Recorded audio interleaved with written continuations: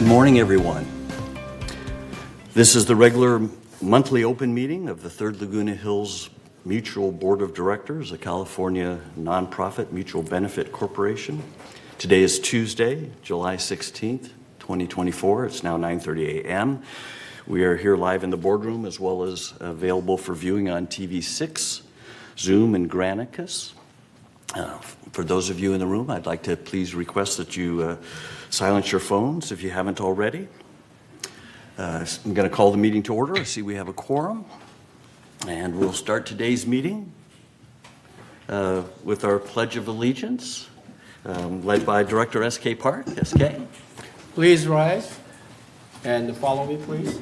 I pledge allegiance to the flag of the United States of America and to the republic for which it stands, one nation, under God, indivisible, with liberty and justice for all.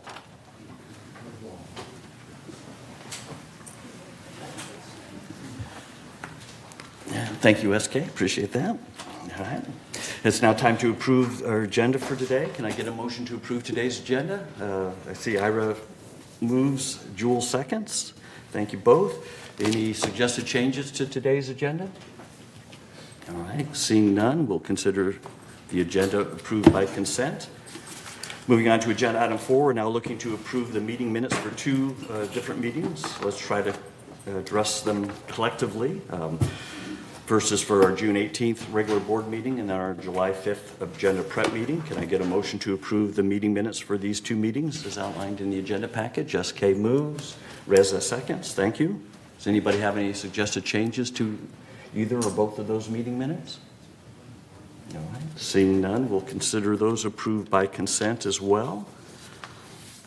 Moving on to agenda item 5, report of the chair, very, very brief today. You may notice that we're one board member at the very end short today. Director Andy Ginocchio has resigned from the board effective Friday, July 5th for medical reasons.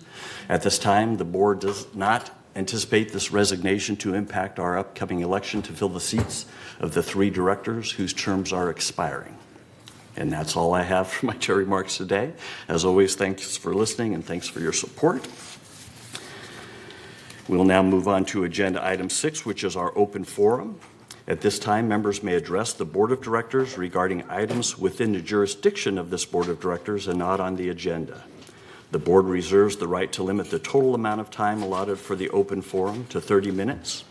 Each member is asked to speak for no more than 3 minutes. A member may speak only once during the forum, and speakers may not give their time to other people. Members not in the boardroom can also share their comments by joining this meeting via Zoom or by emailing your comments to meeting@vmsinc.org to have your message read during this open forum, should time permit. And good morning, Michaela. Do we have any requests by members to speak this morning? Yes, we have about 5 in-person speakers, and then there's about 7 or so emails that have been sent in that I'll read after. So the first speaker is John Cornell.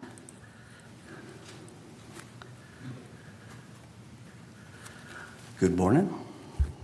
Good morning. What I would like to know is the facts on why the recall. I've gotten 2 or 3 different versions, and I figured you guys have the real version. So I would like to know what it's all about. Thank you. Thank you.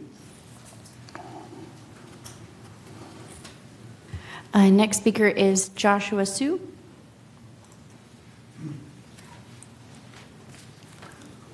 Good morning, Mr. Sue.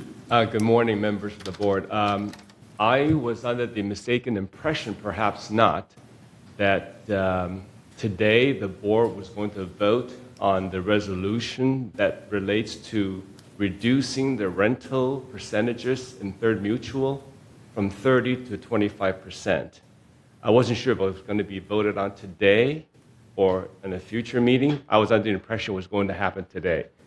But if not, I would like to speak on behalf of my colleagues, and I'm a real estate professional, that if it does get adopted, that I would request a like a sunset provision of 30, 60, or 90 days thereafter, that it won't be effective immediately, because that'll affect a lot of different current transactions.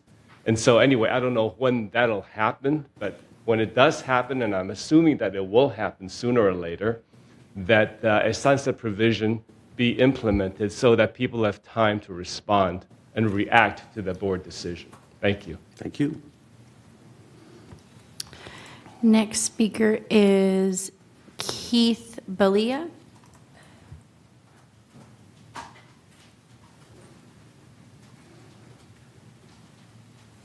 Good morning. Thank you very much for allowing me to speak. I appreciate all the work that you do. I've had the pleasure of working with some of you, so I know how diligent you are in trying to do a good job for us. I'm also a homeowner here in Third Mutual, and things are going well, so thank you for having things go well. I'm here today also as a board member of the Billiards Club of Laguna Woods. We had the pleasure of working with Director Horton and President Ackman after this Building E change in Clubhouse 1 occurred. Had nothing to do with the CAC, but a room was taken away temporarily for VMS for some mysterious purpose which was never clearly defined. We now have a new billiards room which we have worked very hard and diligently on in the art room in Clubhouse 1. We are very excited about having that room. In the Globe last week, unfortunately, I noticed that that is a very controversial decision which should have been mundane, that a synagogue was displaced from Clubhouse 1. We didn't know anything about that. However, we found that Director Horton and President Ackman are very fair and reasonable people, just as you are.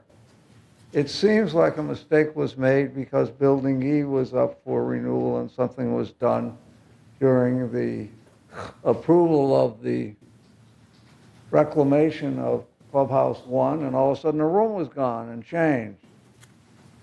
We appreciate what you've done to help us. We're sorry that the synagogue has an issue with that. We certainly did not mean to contribute to that. We don't think Director Horton and President Ackman did either.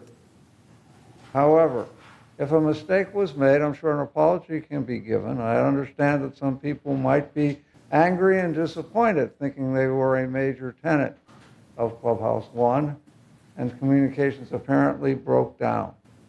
I also understand that the synagogue is currently operational in Clubhouse 3 with a satisfactory facility.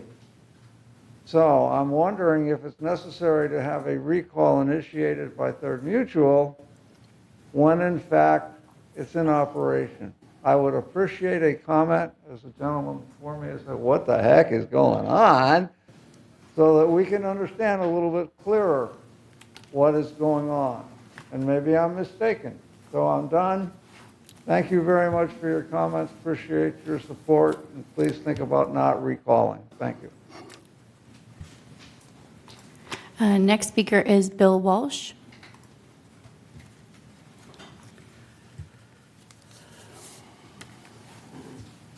Good morning. I came to talk about energy issues and a few maintenance issues. In mid-May, 2 streetlight poles, a friend, they were severely damaged. I have written up a report, a page for all of you. You don't have to have the answer for me right now. Pole 0077T and pole 0180. Basically, the base of the poles were gone. I don't even know why the poles are standing. What really interests me is, have they been replaced, and is there a monthly report on streetlight outages that Third gets? And if so, can I get a copy? With whom has Third Mutual contracted to maintain the street and cul-de-sac LED streetlight poles? Okay. How much is the current monthly SCE credit for each of these 788 LED streetlight poles in Third Mutual? that Third Mutual owns. What is the yearly dollar credit for the 788 streetlights combined? That means the savings when you're doing your budget, hopefully. What is the current difference in the cost between LS1 and LS2 tariffs for residential streetlights? LS1 is your LED. Edison owns the LS2s now in Third Mutual, which are the 12-foot poles that kind of are walkway poles that go up like three-story buildings. I could not locate any monthly spreadsheet detailing the electricity production from the 12 solar installations in Third Mutual in either the third M&C agenda packet or the board agenda packet. And I was just wondering where I can get a copy. Okay. Is anybody monitoring the solar panels at this time? How often are the panels cleaned? Who is cleaning them? And are there any other issues with foliage blocking the sunlight to any of these installations? I doubt it, since these are on three-story buildings, but it's always a question. And are there any outages reported on the inverters? There's a question. And I've got 38 seconds. So the other issue I put on the paper was mosquitoes. I had I don't know if it was pleasure, I had the experience of walking through rice paddies and jungles for 2 years, checking people for malaria and giving them medications, chloroquine and primaquine if they did have it. Those were the medications of 50 years ago. And I just want to say that slowly creeping this way, these tropical diseases that are transmitted by mosquitoes are creeping their way into North America. And you should really be aware that you've got ponding on your flat roofs. And I don't know how you get away with particularly Aedes aegypti that can, basically reproduce in grass. And, when we're watering grass every night. So, but just be aware. And I think people should be very careful about how they see standing water in the community. And that's my soapbox. Thanks. Thank you, Mr. Walsh. Thank you. Next speaker is Phyllis Waite.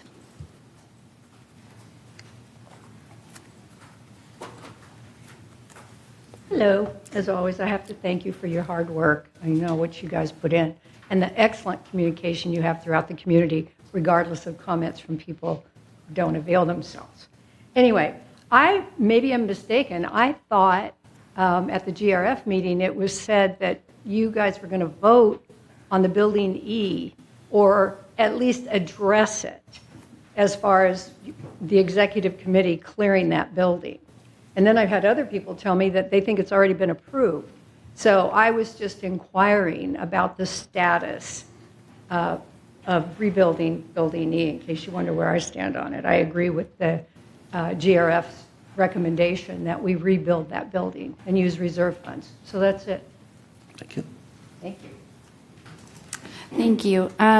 We have another in-person speaker who is a tenant, and she's requesting to speak. I wanted to get the approval of the board, if that's okay. Any issues? I mean, normally we only have members speak. This is a Right. members board meeting. Yes, I let her know. Okay.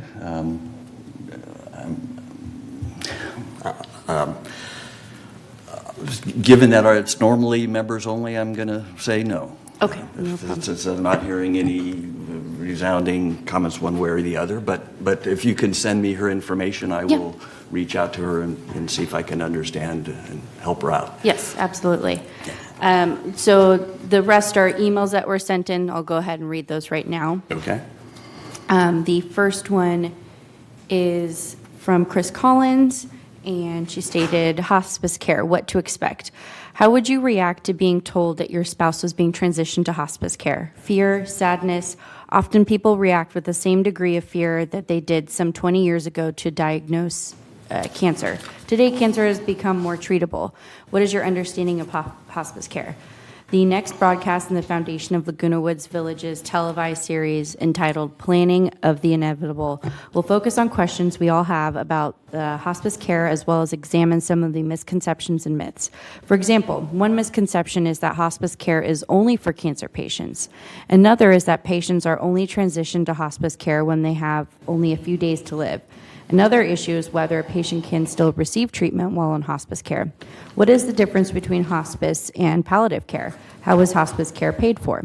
These questions and issues, among others, will be the focus of the Foundation's next broadcast, which will be aired on Village Television beginning on Saturdays in June at 12 noon and continue on Saturdays for the rest of the month. Tune in and hear Dr. True McCann, a graduate of the Baylor College of Medicine. Dr. McCann is the Director, Outpatient Hospice and Palliative Care, Memorial Care Saddleback Hospital.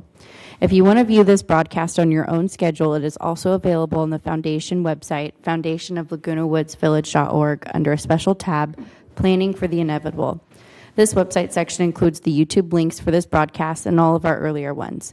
If you have any questions about this topic or the upcoming broadcast, please contact the Foundation at 949-268-2246 or thefoundation@comline.com. For more information about the Foundation, please go to our website at foundationoflagunawoodsvillage.org. Please note that donations can always be made using PayPal or a credit card on the Foundation website. Next member that wrote in is Cynthia Case, and she stated, as a new owner in Third Mutual, I understand and support efforts to ensure that new members are financially able to pay their dues. However, I would like to propose a middle path to ownership. For example, if liquid assets are at least $125,000, the yearly income... Excuse me? Can I have you wait and read that one? That's probably on something we're going to discuss. Oh, sure. 11A, I believe, agenda item 11. Sorry.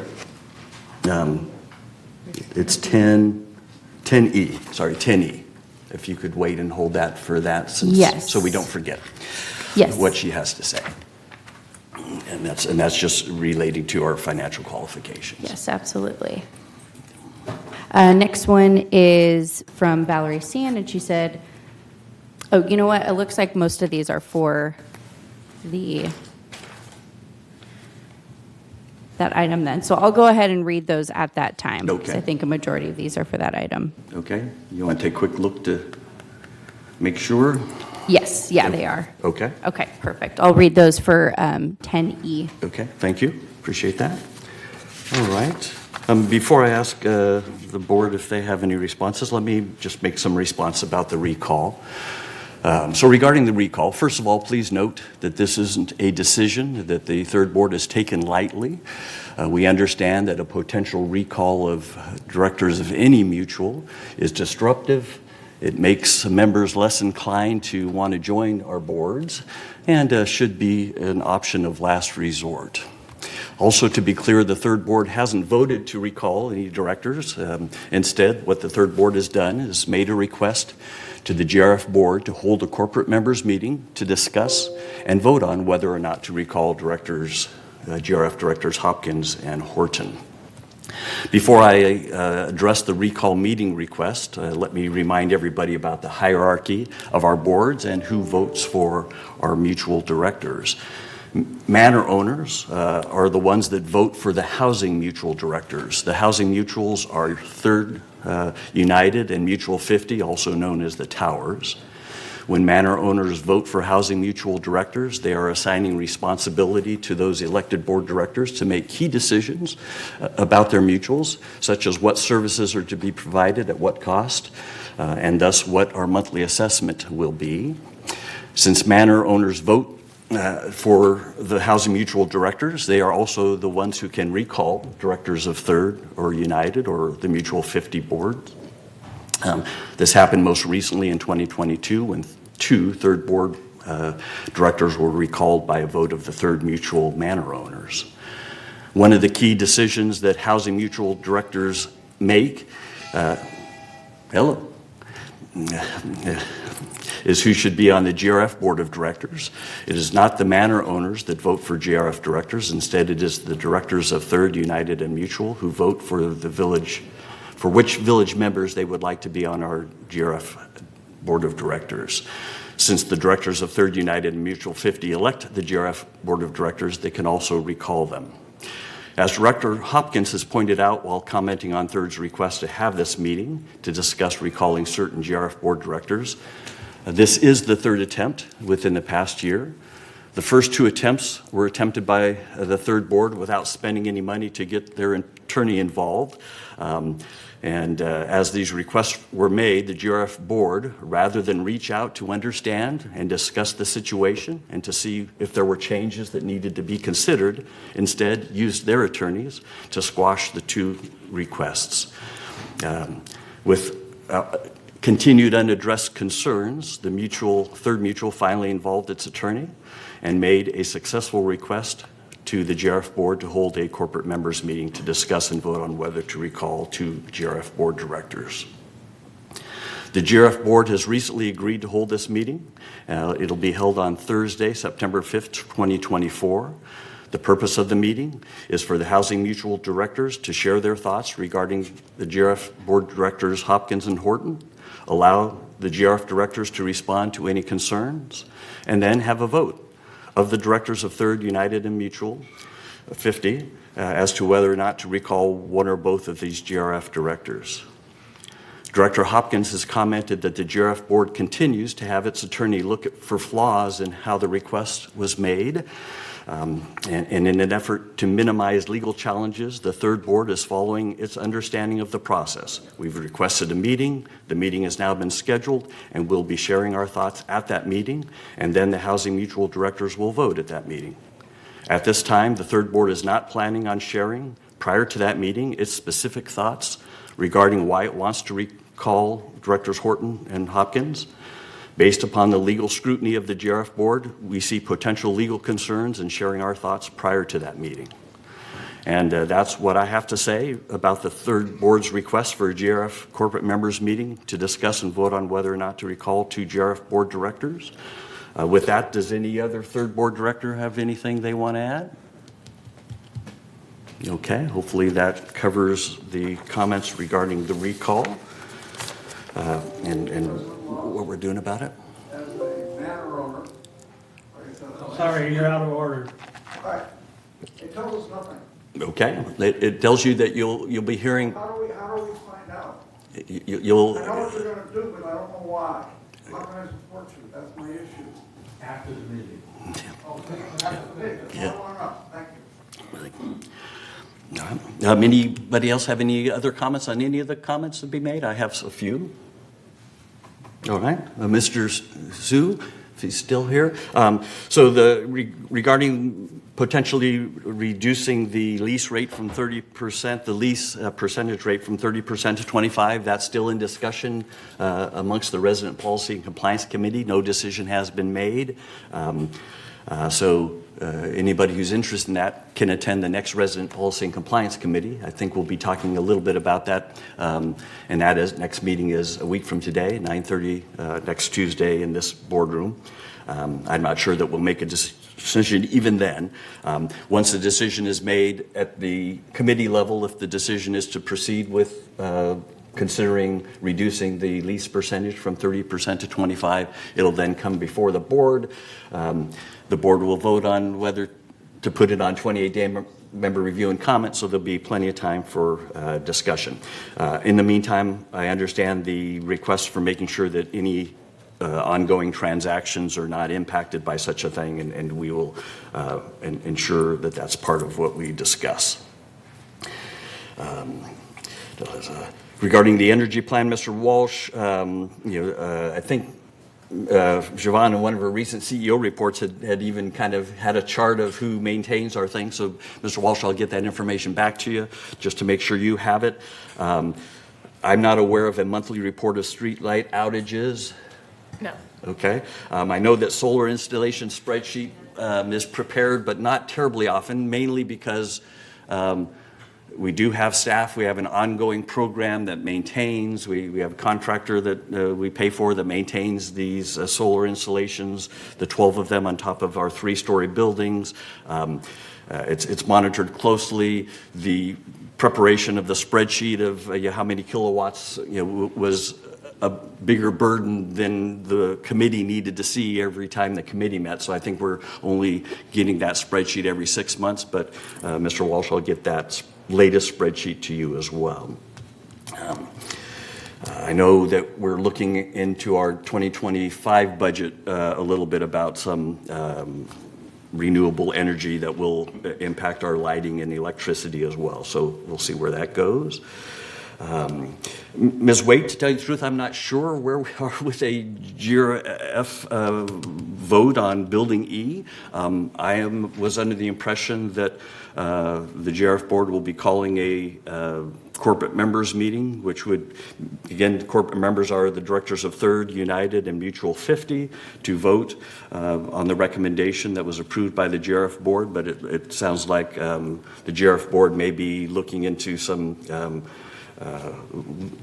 legalities of whether or not that vote is needed. So I'm waiting to hear, like you are. Sorry, I don't have a better answer for you there. And that's all I had. Ira? Just to add from Mr. Walsh, they're cleaned twice a year, the solar panels, on a regular basis. I forget which months. One's in the spring, one's in the fall, on a yearly basis. Okay. Thank you. All right. Any other comments? All right. Thank you all for your comments. I appreciate it. And we will now move on to agenda item 8, which is our CEO report. Siobhan, the floor is yours. Thank you, President Laws. Honorable members of the board, it's my honor to give an update this morning on various items that are going on in the village. I'd like to start with just highlighting the 2025 budget meetings that are remaining for Third Mutual. The televised business plan review is Monday, August 19th at 1:30 p.m. here in the boardroom, with the budget adoption plan for Tuesday, September 17th at the open board meeting. Next, I'd like to provide an update on the website transformation progress. This was highlighted yesterday at the Media and Communications Committee meeting. Progress to date includes content migration, more than 11,000 files, 7,000 documents. News posts and club posts have been transferred. There are going to be search function improvements. Auto suggestions will appear as you enter your query. All documents are indexed and available, and there's the ability to customize results for specific queries. There are also privacy improvements, the ability to restrict documents and pages to residents only, and an easy-to-use login based on the existing resident portal login. On the screen before you are design concepts, and the images are not final, but these are the concepts. The new concepts use our branded colors. The main background is softened so that it warms the page and is easier on the eyes. The smallest font size is 16 point, making it easy to read. Overall, the design concept is modern and clean, with easily identifiable calls to action and greater accessibility. The design concept uses what is called a modified bento box style, which offers simplicity and efficiency and the ability to adapt to different devices. Bento offers greater visual appeal, organization, and user familiarity. Bento style leads to visually pleasing content hierarchies or simplified navigation. So we're excited that this project is coming about, and we hope to have it completed by the end of September. This morning, I would also like to highlight our village communication platforms and how they are performing, since we continuously strive to communicate effectively with our residents. These are the communication platforms that we use. This morning, I'd like to focus on our electronic and digital modes of communication. In terms of digital communication, we offer What's Up in the Village with more than 17,000 recipients weekly. We have emailed newsletters from the presidents of Third, GRF, and United. There are special notification emails from the different departments as they're working on specific projects in a given area of the community. We have the village website, Facebook, the TV6 message board, and marquees throughout the village. On the screen before you is a sample monthly report from iContact, our third-party email release platform. The performance of each email is sent and monitored in detail for open rate, contacts sent, clicks, method read, whether it's by phone, tablet, computer, and we also monitor unsubscribes. To understand how our email efforts compare, we look at industry averages. The general marketing email open rate statistics include the following. OmniSend averages 13.58% open rate. MailMunch has an average across all industries of about 21%. Constant Contact averages 15 to 25% open rates. And Smart Insights averaged 25% open rate in 2017. Our sample open rates include the following, and they're much higher than the industry standards. A GRF newsletter sent on May 16th was 54% open rate. A United newsletter sent on May 3rd, a 69% open rate. The third newsletter sent on May 1st, a 64% open rate. And the April 19th, What's Up in the Village, had an open rate of 54%. During the same April to June reporting period, the special emails, again, targeted to specific residents in the community based on the activity or project, had really high open rates. The garden centers had a 75% open rate on June 24th. A community services bulletin that goes to all the realtors in the community had a 68% open rate on April 25th. Carport cleaning notices to both mutuals have a 72% open rate on July 7th, and so forth. So VMS statistics provide that our audience reach is significantly better than industry averages, which is good news. Also on the screen before you is the website use data for March, April, and May 2024. We had 90,000 active users and 85,000 new users. Our average visitor spent 2 minutes and 19 seconds on the website, and this is a very good engagement rate, as the industry standard is 49 to 52 seconds across multiple industries. The Village Facebook page is another digital communication tool, and we have data for the period of April to June 30th, 2024. The website has 41,000 followers currently. We post 1 post a day, or an average of 7 posts per week to Facebook. During this time, there were 868 reactions or comments or shares. This is a 5.2% increase from the prior 3-month period. There were 8,700 Facebook visits, almost a 20% increase from the prior 3-month period, and an increase of 158 followers during this time, a 61% increase from the prior 3-month period. Pictured on the screen is the Village Breeze. This is a magazine that offers 360-degree communication. Village Breeze, the website, What's Up in the Village, the Facebook share content for redundancy and increased readership. This provides important content to our non-digital users. It also offers important reference materials such as the community map, frequently called numbers, and so forth. This brings voice to often missed groups such as the Foundation of Laguna Woods Village, Village Community Fund, clubs, and so forth, and offers in-depth content readers wouldn't get otherwise. As shown in our presentation this morning, we continuously strive to make communication available in various modes and measure to see how effective it is. We're learning that there has been recent declines in the willingness of residents across the country to read. The personal interest reading rate for Americans has dropped from 0.36 hours per day to 0.29 hours per day. And many reasons include little interest in reading, no time, people are overwhelmed by information overload, and so forth. So no matter how well strategized, communication's a two-way street. Absorbing information is something we can't take responsibility for, but we can strive to have the different modes out there so people can take advantage of them if they so choose. And that concludes my presentation this morning, and I do want to touch on, we do have broadcast platform, as you all know, Village TV, which we're on this morning, TV6, and the YouTube channel. Thank you. Great. Thank you, Siobhan. Any questions for Siobhan?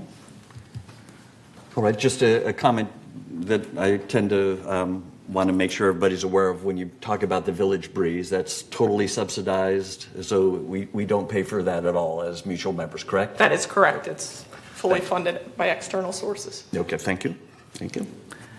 Yeah, Moon?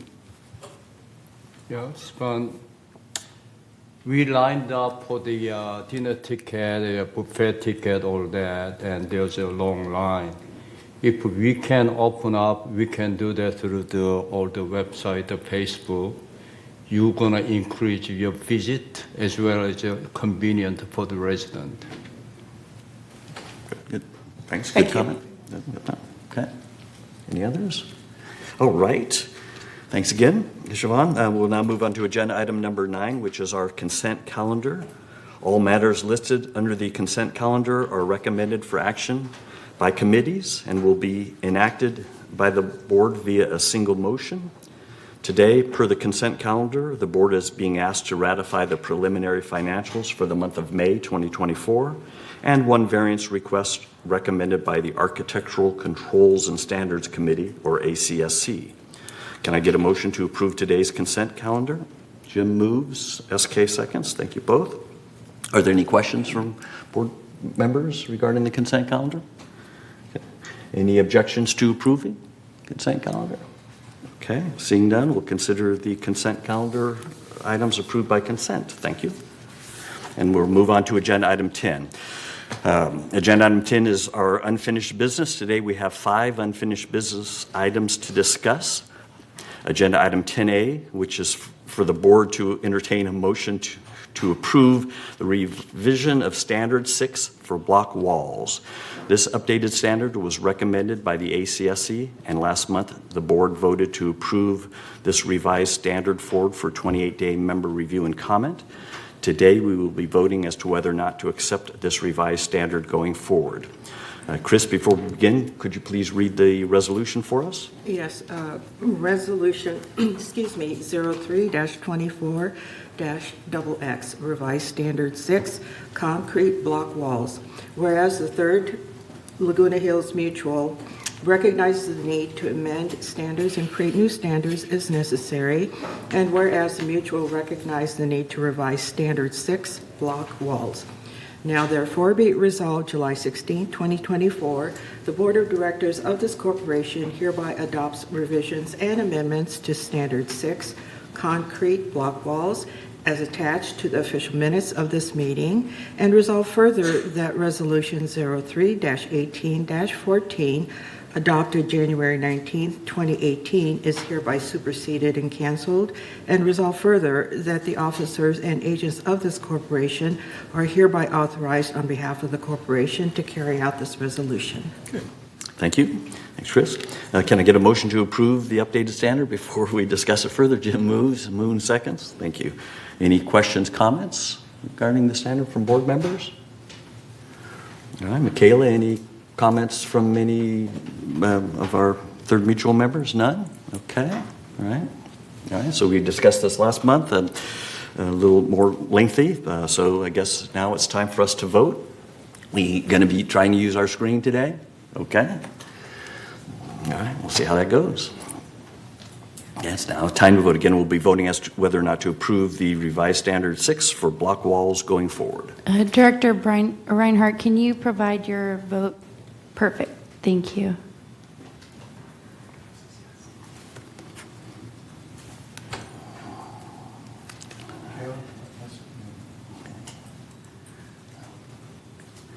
Yours didn't work last time either, did it? All right, the voting is done. 10 yeses, 0 noes, 0 abstentions. Thank you, board.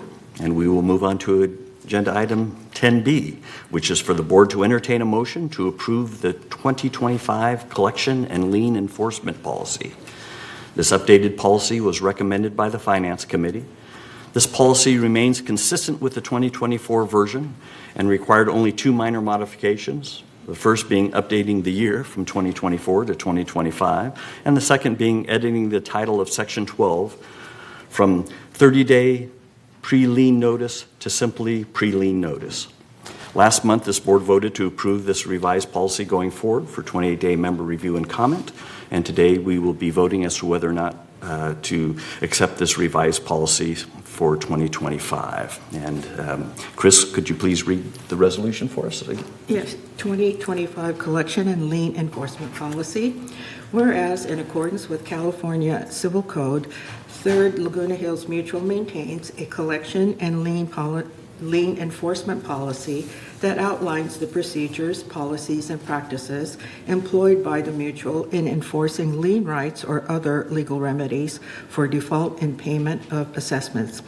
And whereas legal counsel has reviewed the existing collection and lien enforcement policy and determined that the updated policy complies with civil code requirements and reflects current practices for collection of mutual delinquencies. Now therefore be it resolved July 16, 2024, that the Board of Directors hereby adopts the 2025 Third Laguna Hills Mutual Collection and Lien Enforcement Policy as attached to the official minutes of this meeting, and resolve further, the policy statement is provided pursuant to the requirements of California Civil Code Section 5310, subparagraphs A and 7, and will be distributed to members in November 2024 as part of the annual policy statement, and resolve further that the officers and agents of this corporation are hereby authorized on behalf of the corporation to carry out this resolution. Thanks, Chris. Getting your workout today. Can I get a motion to approve the updated policy before we discuss it further? David moves. SK seconds. Thank you. Any questions, comments from the board? Okay. Any comments from a member? I'm not sure yet. Okay.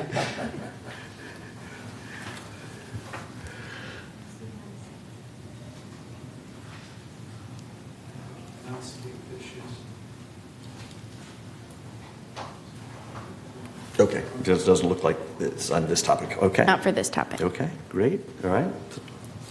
So again, then now it's now, with no comments, it's now time for us to vote. Again, we're voting on whether or not to approve the 2025 revised collection and lien policy.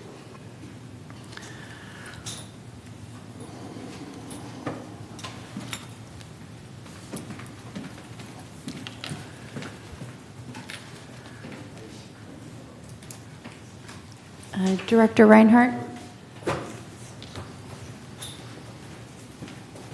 Okay, thank you.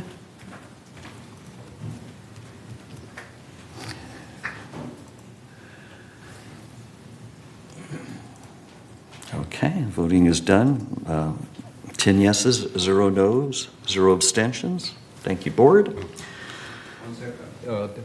Michaela, when the Chris reads the resolution, can you put that up on the screen so audience can see it? Can you do that? No? What is the question? Put the resolution on the screen so the residents see it, the audience can see it. Okay.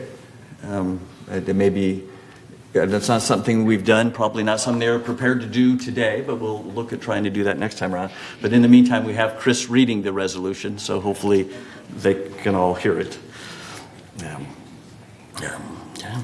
Moving on to agenda item 10C, it's for the board to entertain a motion to approve the passive business policy and application. This updated policy was recommended by the Resident Policy and Compliance Committee. This policy has not been updated since 2001 and has now been updated to remove any references to Mutual 50 since they don't follow this policy. It also clarifies the mutual intent of establishing this policy, and there's some other housekeeping changes making the language consistent throughout the policy. Last month, the board voted to approve this revised policy forward for 28-day member review and comment. And today we will be voting as to whether or not to accept this revised passive business policy and application going forward. Chris, could you read the resolution for us, please? Okay, revised policy regulating passive home businesses. Whereas Third Mutual's governing documents state that members shall use their units as a private dwelling and for no other purpose. And whereas Third Mutual recognized the need to establish restricted conditions under which a passive business may be conducted, and on August 21st, 2001, the board adopted its policy regulating home occupations. And whereas it is necessary to update the current policy by removing any reference to Laguna Woods Mutual number 50, make clarifying statements that the mutual's intent of the policy is to prescribe a reasonable standard that allows certain businesses to operate in a member's unit without negatively affecting the neighbors and/or the community, and to make other Scrivener administrative updates by making language consistent throughout the policy. Now therefore be it resolved July 16th, 2024, that the Board of Directors of this corporation hereby adopts the revised policy regulating passive home businesses as attached to the official meeting minutes of this corporation, and resolve further that any violation of said policy can result in suspension of the use of GRF facilities and voting privileges and a monetary penalty of up to $500. And resolve further that Resolution M3-01-38, adopted August 21, 2001, is hereby superseded and canceled. And resolve further that the officers and agents of this corporation are hereby authorized on behalf of the corporation to carry out the purpose of this resolution. All right. Thanks again, Chris. Can I get a motion to approve the updated policy before we discuss it further? Ira moves, David seconds. Thank you. Any questions from board members? All right. Paul, any questions? I see none. Any questions from any members? Okay, so kind of speeding right through this. This is just fine. So again, now it's time to vote. Again, we're voting as to whether or not to approve the passive business policy and application going forward.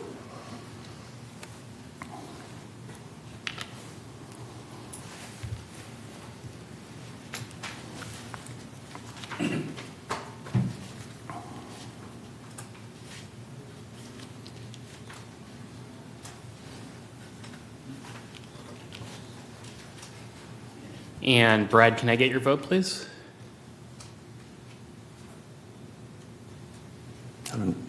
Is he doing it? We're good. Okay, voting is completed. 10 yeses, 0 noes, 0 abstentions. Thanks again, board. Moving on to agenda item 10D of unfinished business. And it's for the board to entertain a motion to approve updated rules for board meetings. These updated rules have been recommended by the Resident Policy and Compliance Committee. These rules have been updated to include member-requested hearings and the meet and confer internal dispute resolution, or IDR, policy, and adding those discussions to the executive session portion of the policy. Last month, the board voted to approve these revised rules forward for 28-day member review and comment, and today we'll be voting as to whether or not to accept these revised rules going forward. Chris, next to the last time, could you read next to the last resolution? Rules for board meetings. Whereas each owner member of Laguna Woods Village has an ongoing interest in right under California law to participate in the governance of their community. And whereas the Board of Directors of the 3rd Lagoon Hills Mutual has an equal interest and duty under law to ensure that the management of the community's affairs is carried out professionally and in adherence with the provisions of the Davis-Sterling Act. And whereas the Board of Directors wishes to promote order and regulate meeting times in an even and consistent fashion. Now therefore be it resolved July 16, 2024, that the Board of Directors of this corporation hereby approves the attached revised rules for board meetings, and resolve further that Resolution 03-22-134, adopted December 20, 2022, is hereby superseded and canceled, and resolve further that the officers and agents of this corporation are hereby authorized on behalf of the corporation to carry out the purpose of this resolution. Great, thanks again. Can I get a motion to approve these revised rules before we discuss them further?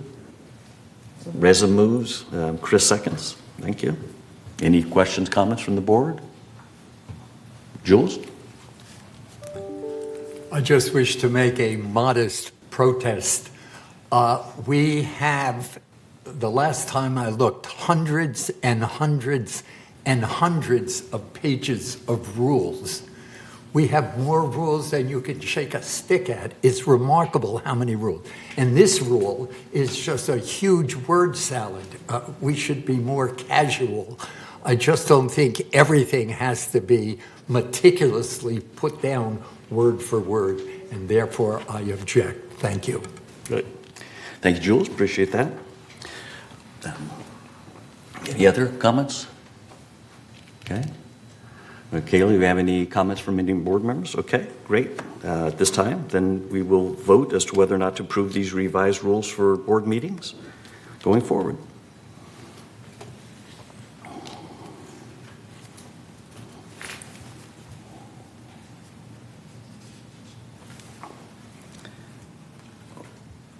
All right, I think the voting is done. We have 9 yeses, 1 no, and 0 abstentions. Thank you, board.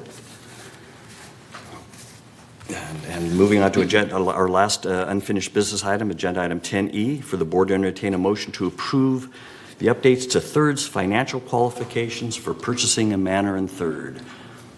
These updated qualifications were recommended by the Resident Policy and Compliance Committee, and last month the board voted to put these on to 28-day member review and comment period. And so today we'll be voting as to whether or not to accept these revised financial qualifications effective January 1st, 2025. Chris, could you read this last resolution for us today? Yes. Revised guidelines for financial qualifications. Whereas Third Laguna Hills Mutual, Third, is formed to manage, operate, and maintain housing at Laguna Woods Village, and whereas Third desires to protect the financial integrity of the corporation, and whereas Third has expressed the need to revise its guidelines for financial qualifications by increasing the minimum net worth and minimum annual income requirements in light of inflationary pressures. Now therefore be it resolved July 16, 2024, the Board of Directors of this corporation hereby amends its guidelines for financial qualifications by increasing the minimum net worth and minimum annual income requirements as attached to the official minutes of this meeting, and resolve further that said adjustments shall be effective January 1, 2025, and resolve further that Resolution 03-22-80, adopted July 19, 2022, is hereby superseded and canceled, and resolve further that the officers and agents of this corporation are hereby authorized on behalf of this corporation to carry out the purpose of this resolution.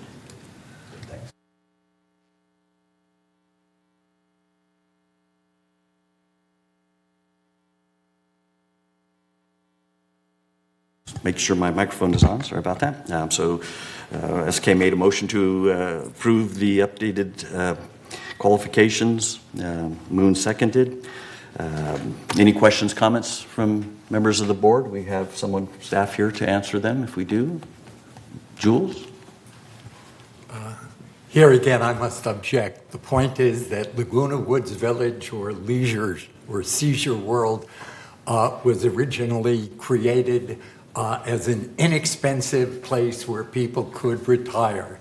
And it has gotten to the point now when you start to look at the resale values of our manors, we have suddenly become an upscale community, notwithstanding the quality of our pipes. The point is we should be now making it easier for people to obtain some equity in housing, not making it more restrictive. I think this is just it puts us going in the wrong direction. I therefore object. Thank you. Thank you, Jules. One comment I was going to make is I know when we went through the budget discussion yesterday, one of the budget items proposed by finance was $120,000 set aside for uncollected debts from our members. So we are seeing that some of our members aren't able to pay, and as a result of that, we all pay for that. If I may, just to embellish some of my thoughts. Do we know, for example, what the rate of defaults has been? Is it sufficiently serious to represent a threat to our financial well-being in the event that a small number of people simply can't afford to pay? And if they can't afford to pay, there are remedies that we have that will always leave us in a position where we are not financially prejudiced. So I would just make a comment on the last, that there are remedies, but they don't always make the mutual whole. The bank comes first, so if it comes to us having to foreclose or something because somebody can't pay, we don't always get our money back. So just want to make sure that you're aware of that. Yes, of course, but the point that, I mean, there's a difference between a small number and a serious number. Okay. That's my point. Okay. In other words, I think we can afford to incur a very modest financial cost in order to be fairer to all of our people. Thank you. Okay, thanks. SK, you have? Yes, whether one person can pay or not, it's not the matter. Whether you can pay HOA or not, that's the matter. And also, I don't like to see all other residents get penalty for that reason. And I don't like one person we covered or two people we covered. I don't like that at all. Thank you. Okay. Any other comments from the board? I think as Michaela has mentioned, we have some member comments, and then we can continue our discussion. Okay, Michaela? Yes, we have 7 member comments that were emailed into us. The first one is from Cynthia Case, and they stated, as a new owner in Third Mutual, I understand and support efforts to ensure that new members are financially able to pay their dues. However, I would like to propose a middle path to ownership. For example, if liquid assets are at least $125,000, but yearly income is a minimum of $75,000, that would be enough to qualify. I believe the assets bar in such a case would be set too high at $200,000. Speaking for myself, I would not have qualified under the proposed requirements. While my yearly income is almost 3 times the minimum under the proposed rule, my assets would not have qualified as I elected to pay cash for my manor. Laguna Woods is one of the last reasonably affordable communities for 55 plus in Southern California. I would hate to see it become an enclave only for the wealthy, especially in these uncertain times with exorbitant housing costs and high interest rates. I hope we will endeavor to keep homeownership in Third Mutual available and affordable to qualified applicants. There is a middle way. Next email was written in from Valerie Sand, and they stated, I am highly in agreement with the proposal to raise financial requirements. In a community this old and built with the insufficient building codes of the 1960s, our community is and will be needing lots of expensive upgrades. This is just an unfortunate fact. With the rate of inflation soaring, we need financial requirements to keep up with reality. We don't want to have residents like we do now face hardships in the future. This is not a low-income community, but it is an old community that continuously needs repairs and upgrades. We want our residents to be comfortable financially in the future as well as the time they buy in. Next member email is from Nancy, I think the last name is Nancy Kirkpatrick. They stated, as mentioned in your proposal, numerous social and economic factors have evolved since the minimum income and asset requirements were updated. The inventory of affordable housing has dwindled. The median sales prices for a single-family home in California is $843,000, according to the California Association of Realtors in September of 23. Inflation has surged, making some goods and services much less affordable. Wages have stalled in some sectors of the economy, and the insurance markets in California have become more restrictive.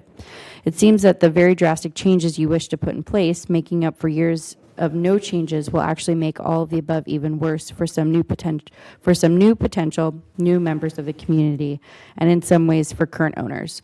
The current members would be making forced sacrifices to help lower the median sales price, since these changes will shrink the buyer pool and therefore cause Laguna Woods housing prices to drop.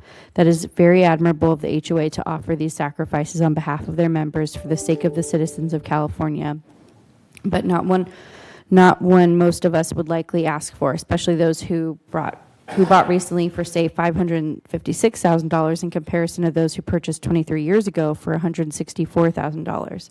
Recent purchasers who must sell soon for one reason or another could potentially actually lose money on the sale. And with fewer buyers and perhaps the wish to not lose money, that could contribute to the dwindling of the inventory of homes, not help it. Given that community service staff acknowledged it did not see a need to adjust net worth requirements at this time, nor the income requirements, it does raise the question as to why this is necessary to take such a huge leap all at one time. Perhaps a much smaller incremental change would be more appropriate.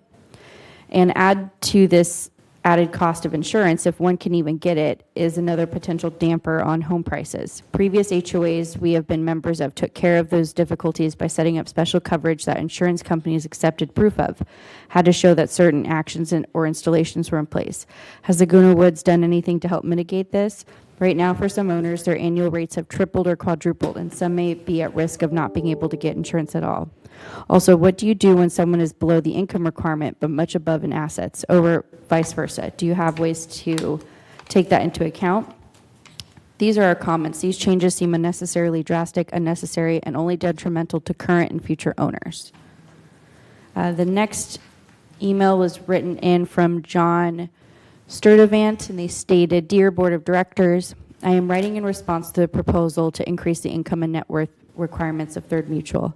I'm not only an owner of a unit in Third, I'm a real estate broker with over 29 years experience selling real estate in Orange County, inclusive of Laguna Woods Village.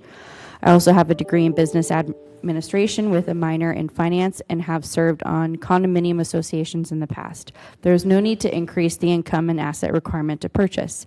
I actually feel like the village has lost sight of the purpose and vision of being a carefree place for seniors to reside. Let's not forget people who have worked hard and are responsible and can easily live on a tight budget. I see it all the time as I work in so many senior communities. People on a fixed income with equity in their home and $125,000 in the bank can live perfectly fine. There are plenty of people who live on far less than $45,000 per year and can manage to pay their property tax and HOA fees and still provide for themselves. The thought of this increase seems discriminatory and elitist. It's unfortunate that we don't have board members who are living on $45,000 or less. I really do not want to see the wonderful people that I meet who work so hard to getting into Laguna Woods Village be turned away. The rules already upset people as they think it's crazy that they can afford to pay cash for their home and someone is going to tell them how much money they need to make and have in the bank. The board states that this requirement is to help assure that members pay their dues.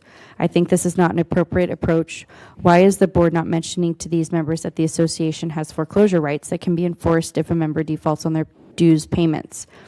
As with homeowner association, if a member defaults on payment of their dues, the association may foreclose on the member's home and recover their back dues and costs of the process. Make members aware of the fact. Don't impose new income and asset requirements, please. Because of this fact, there really is not a need for income and asset requirements. The other senior communities in South County don't have income and asset requirements, and they have higher property values and still have great members and happy residents. I'm not saying we need to remove these restrictions. What I'm saying is that they need to be minimal. I thought the $45,000 increase back in 2003 was ridiculous. It is not time to impose more restrictions on applicants. Additionally, if one were to retire today at age 62, when you can first draw Social Security, the maximum benefit is $2,700 per month. If one were to retire full retirement age in 2024, which is 67, the maximum benefit would be $3,800 per month. If the government believes you can retire sufficiently on $45,000 per year, the Board of Third Mutual should believe that as well. Respectfully, John Sturdivant. Next email is from Tanya McElney. They stated, as an owner of a unit in Third Laguna Hills Mutual, I'm extremely concerned as to the proposed financial requirement increases being considered. I would like to know how many uncollected HOA dues there have been over the past 5 years. The Board of Directors should consider the benchmark established for financial requirement increases in previous years, and that should be followed for any proposed increases now. Actions like these can cause irreparable damage, and it would be such a shame to see anything negative be attached to a long-established senior retirement community. such as Laguna Woods Village. I can't imagine who will be able to purchase a property in Laguna Woods Village going forward. Remember, this is just the tip of the iceberg. This community is over 60-plus years of age. It is not new construction. I'm a former employee of the former management company. I grew up in this community and have loved telling people about its unique history and retirement concept as designed by Mr. Cortez for the peaceful enjoyment of the senior population. I am hopeful that cooler heads will prevail. I appreciate the opportunity to express my feelings and knowledge as I worked in Leisure World for 32-plus years, so I too have history with this beautiful community. Next email was from Cheryl Finnick, and they stated, I agree with the proposed increase of financial qualifications of potential buyers of Third Mutual Manors. And the final email sent in was from Madeline Whitman. They stated, Dear board member, I strongly encourage you not to raise the financial requirements at this time. Raising the net worth requirement from $125,000 to $200,000 is an increase of 60%, while increasing the income requirement to $60,000 is a 33.3% increase. While you used inflation rates to make your argument to the board, there may be other numbers you might want to consider. Comparing closed sales of condos in 2021 to 2023, there were 20% less sales in 2023 than 2021, and the median closed sale price was down 7%, even though there was a 17% increase in the median price for 2023. We have had an increase of dues during that time of 16.17%, and for the 2024, they increased another 4.47% over 2023. In the letter dated June 19th from Mark Laws, he stated, if you think your monthly assessments are too high, and they will most likely be increasing for 2025, it is the third board directors who determine what our monthly assessment will be for the mutual. The inflation rate has been 3% and 4% this year, affecting us all.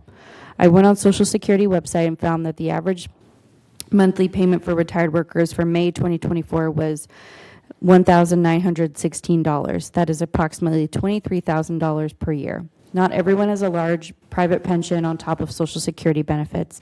Not every household has two income earners. Today, many single women are buying homes. Today many single women are buying homes. There is an idea if people can't buy, they will rent in our community.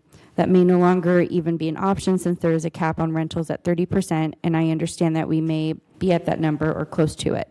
Making financial requirements tighter and high HOA dues will not encourage sales. Buyers have had a hard time qualifying at today's amounts. Ask an escrow or real estate agent.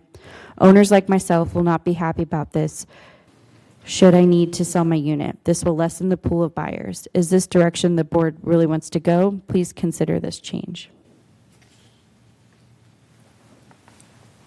And that is all for the member comments. Mr. Hack, are you requesting to speak for this item? Yes. Okay. And then we do have one in-person speaker as well. That's great.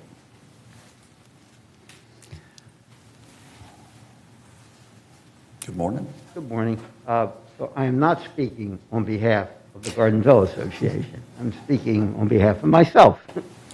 I sat through the budget meeting yesterday, and to me it's pretty clear that we need to be paying more to be able to keep this community in good condition.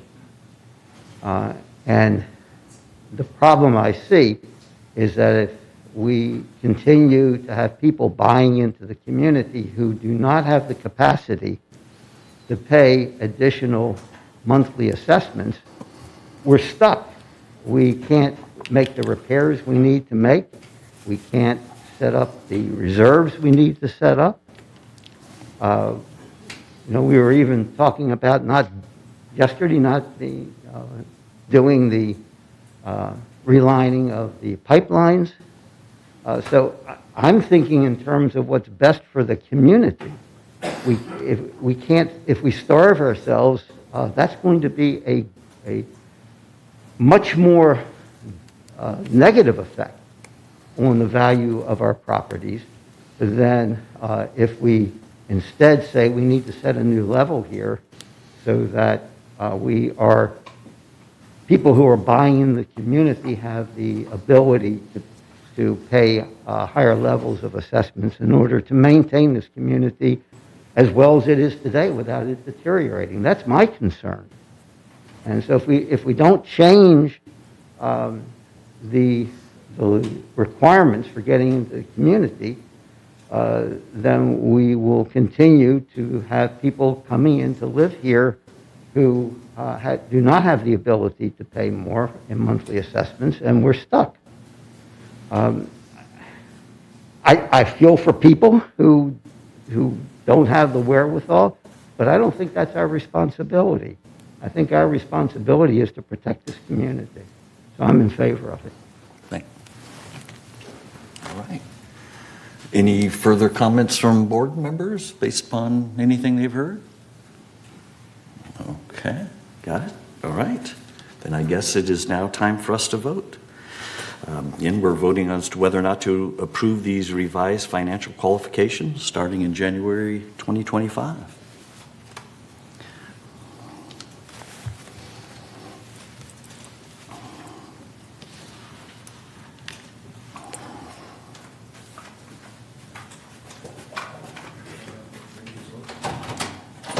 Missing one?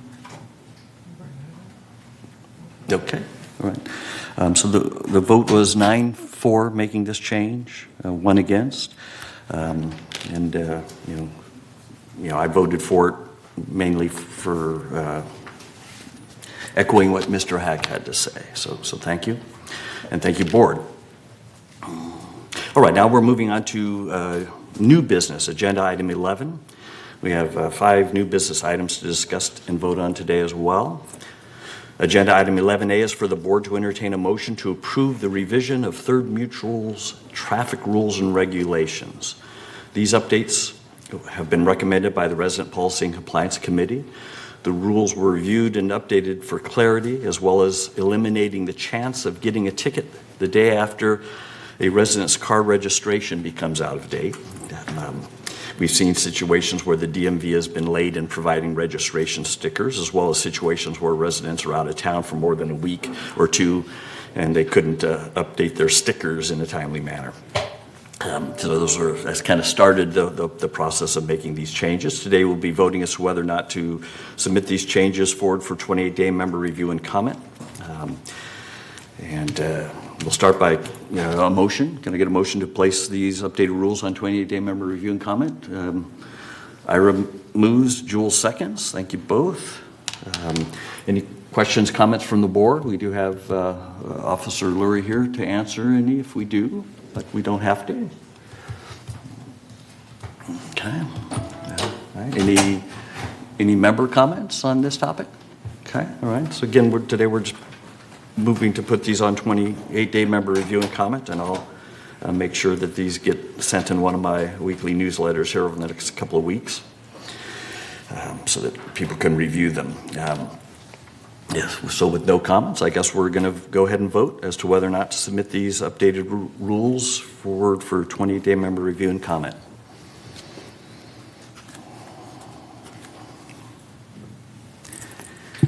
And Director Breinhardt did just leave Okay. about a minute or so ago, so I marked him as absent. Okay, thank you. Okay, so we're now down to 9 directors here today, and we're 9 yeses, 0 noes, 0 abstentions to put this on 28-day member review and comment period. Thanks, board. Agenda item 11B is for the board to entertain a motion. Thanks, Officer Lurie, to approve the a revision of Standard 18 for gutters and downspouts. This updated standard was recommended by the ACSC, and today we will also be voting as to whether or not to submit this updated standard forward for 28-day member review and comment. I'll go ahead here and ask, does staff have, normally for these kind of standards, I tend to ask staff if they have any opening comments for us regarding this. So Alan, looks like Bart's looking at you.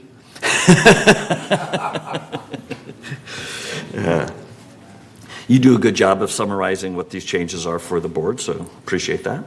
Certainly. Good morning. It's best summarized on the discussion item. So this proposed change is we are updating the design and installation guidelines, which allow for better functionality. We've been working closely with the maintenance department, who has to deal with dry rot replacing the gutter. So we're working to update the standards to make that a better functionality. We've improved the details of the gutter manufacturing themselves. We're allowing seamless gutters, not proportional gutters. We've made improvements to the building maintenance aspect and drainage aspect. And in a general comment, as we go through the standards, we're looking to make them more user-friendly. So we're adding definitions, which we've done to this standard as well. So somebody who perhaps doesn't know all the terminology, it'll help them to do a quick review and understand what's going on. So we've added that section. And I'm happy to ask or answer any questions. Anybody have any questions for Alan at this time? Okay. Thanks. Have a seat not too far, because I'll be calling you up again at the next one for our next agenda item. But in the moment, have a seat. Great. Oh, Moon, do you have a question after all? One question. It's not that. So we are making resolution without SIM and all that. If a resident install it, is there going to be alteration? So the mutual not going to be responsible at all, and only resident responsible, or third mutual because you really recommend it? Is that third mutual responsible if something goes wrong? The members will be responsible or pay for the changes to the updates in the guttering system. The maintenance department, as I understand it, will be in an annual program for cleaning and keeping them up to date. Yes. But the gutters themselves will become the responsibility of the member that installs them. Yeah, so this will be treated as alteration. Correct. Yes. Okay. Okay, any other questions? All right. Any questions from any members on this topic today? Okay. All right. Well, I guess I first have to get a motion, don't I? Sorry, I'm jumping ahead. If we're moving along so quickly, I jumped ahead. Can I get a motion to place this updated standard on to 28-day member review and comment? Ira moves, Jim seconds. Thanks. Any further comment, questions? Okay, I don't believe we have any member comments, so it's now time for us to vote as to whether or not to put the updated standard 18 for gutters and downspouts forward for 28-day member review and comment. And Alan, just a comment while we're voting, I like the new definitions. I saw that started in some recent things, so that's looking good. Appreciate that.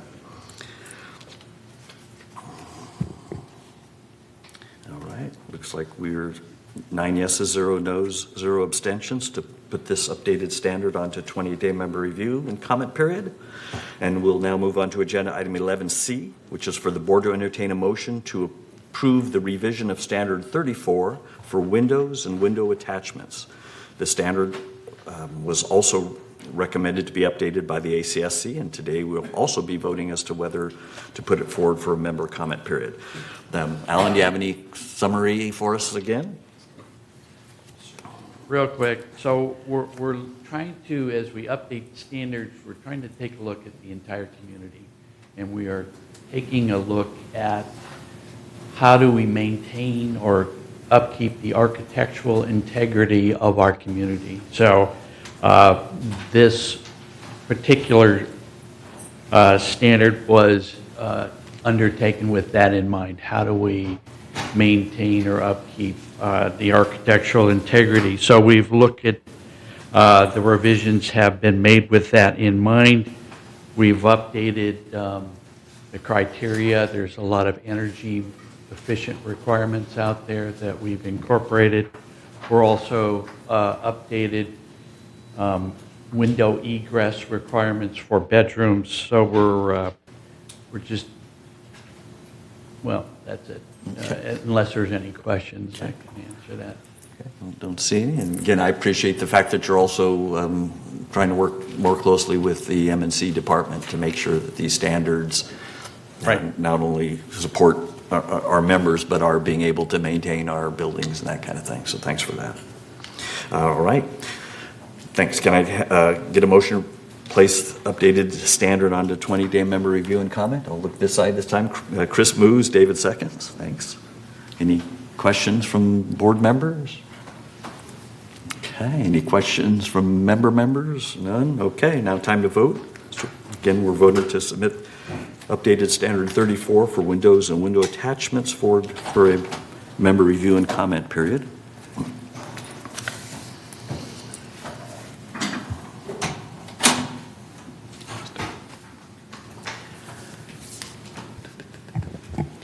Director Zalon, can you give your vote? Okay. Thank Okay. you. All right, so 9 yeses, 0 noes, 0 abstentions. Thank you, board. Agenda item 11D is for the board to entertain a motion to approve a concrete walkway alignment for building 3101. This project was recommended by the Maintenance and Construction Committee. Just to let the board know, I will be abstaining from the discussion and the voting on this agenda item, as I know the couple that have submitted this request. Does anyone from staff have any opening comments for us regarding this request? Thank you, Mr. President. Board members, just a brief introduction to the item. Ms. Renee Greenman, who resides at 3101D, requested that the board consider realigning the common area walkway that is laid out directly in front of her manor, in front of her windows, goes through the front door and then makes a 90-degree turn under her porch and over to the rest of the common area walkway. Staff looked at the alignment and it looked at the request and recommends that the walkway be realigned away from the front door for this manor. I am available to answer any questions that you may have. Any questions, Ira? So I have a few, Bart. Has this been done before, and is this big particular building different than any other that is basically the same? What makes it unique in this case is the topography of the street. Via Serena kind of slopes down, and there's a slope directly in front of these two buildings, 3101 and 3100. So there's no direct access from the street, so they do come up indirectly onto this walkway to make their way as one of the path of travels to 3100 C building, and not a direct access from the street. And that's one of the differences about this particular situation. It's the slope that's between the street and these manors. But don't most other six-packs have a situation where you're walking, or many, I should say, where you're walking by someone else's front door to get to your front door? Isn't that common in many of these 6 to a building? I think even in Jules' building, is that way. We have 2 downstairs and 4 upstairs. To get to the back units, you must walk by somebody else's front door. I did not look at the other ones specifically, but in looking at this one in particular, when you walk by and you go all the way up to the front door and make that turn, it is quite intrusive as it currently is laid out.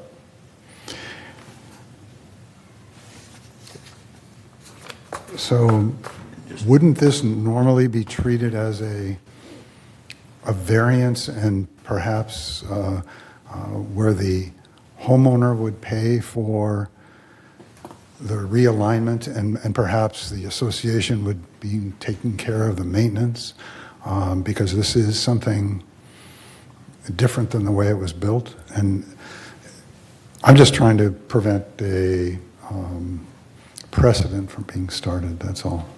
The board may choose to direct staff to go that route. Okay. Jules and then Moon?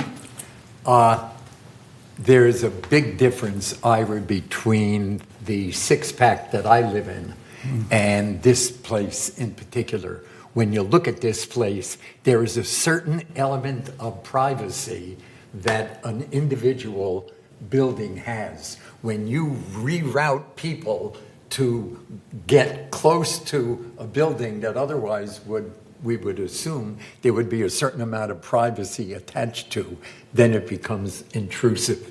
I mean, there's a big difference between a place like 3101, whatever it is, and an apartment house, for example. There's a difference between an apartment house in which people go by your door hundreds of times a day, a six-pack in which people may go by my door twice a week, maybe once a day at the absolute most, and something like this. So I think, I don't think there's a danger in our setting a precedent because, we haven't seen any, I mean, if we do see abuse of the process, we could always reconsider it. But at this point, just because we have one clearly intrusive situation, I think M&C is completely justified in doing this. Thank you. Thanks. SK? Moon, sorry, you were next? This was requested by microphone. Excuse me. This was requested by resident. We are approving it. And as Ira said, is that considered as an alteration? And the resident pay for it, or third mutual pay for it, and the third mutual is responsible to maintaining as well? If the board approves staff recommendation, it will remain a common area walkway to be maintained by the mutual. If the direction of the board is to ask the member to pay for the improvements, then it will become an alteration via the variance process. I didn't get it. So the way the staff report is that it would cost the mutual about $10,000 to make this change, and then the mutual would own it. He's saying that we have an option, as we always do as a board, of accepting the change, but asking the member to pay for it. So my question is, it's a resident requested, we are approving it, her or his request. So it should be resident responsibility, just like any other alteration, we should treat that. Okay, thank you. Thanks. And sorry, is SK was first and then Jim? Yeah, that was the part of the question, how much it will cost and who is going to do it. Are we going to contract outside or we do ourselves in-house? That's my question. The estimate that is provided for you, the $10,000, is based on the prices bid by a current contractor that we have. So are we going to ask a contract out this job? Yes, as proposed, it will be for a contractor to perform the work. Okay, Jim? Yeah, I might suggest that we look at this from a little bit different aspect, that we look at it as the member trying to do it through the mutual, and that the mutual would maintain, but the mutual would contract out, so it's done to the mutual standards. So it'd be just like chargeable service. But once the chargeable service is done through the mutual and through our contractor, so it's done to our specifications, the mutual then would take responsibility for it. But the member would bear the cost of the actual sidewalk being realigned. And that way, if it was she wouldn't have to go through all the process of variance, everything else, because again, it's being built on common area, and the mutual would take responsibility for it, but the member would pay for the initial installation to the mutual standards. And that, to me, would be a solution that could be done. Yeah, I'll go along with Jim's compromise. Actually, I want treat it as alteration, and he or she have the maintaining. But this is on the ground, and I'll take Jim's compromise. SK, you want to say something? Yeah, I concur with that. Oh, okay. And Reza? Yeah, I guess that was it was the MNC, so the owner came and made the case, and the case was that the routing through this process wasn't done really right at the beginning, and that's why it goes around the building. So they want to see if the mutual correct this routing that wasn't done right from the beginning. And I guess the committee listened to both staff and the member and approve, and now that's sent it to the full board. It's the full board's prerogative to decide how they're going to do it. But that's what how it came through the MNC. Okay, appreciate that. Thanks for that update. So I guess next might be a motion, Jim, and since I see a couple seconds and thirds or something like that. I'd make a motion to follow this procedure, but for the financial analysis, the member pay it as a chargeable service and doesn't have to go through the process of variance, because the mutual will take over responsibility once the mutual's contractor builds it to our specifications. Yeah, I'll second that. Okay. Okay. All right. Any further discussion on that? You want to come up to speak, Member Muchnick?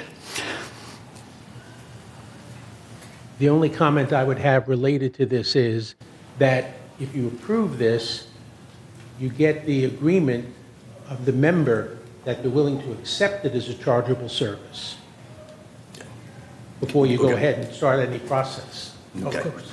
Got it. So tweak that motion ever so slightly is what you're suggesting. Yeah. Okay. All right.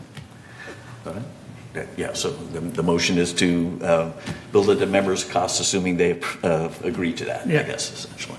Okay. Any thanks for the clarification. Any further comments on that? That's all Okay. from the meeting. Okay. So any other member comments on this topic? Okay. And I don't think the members are here. Okay. So I guess we'll vote on that motion to.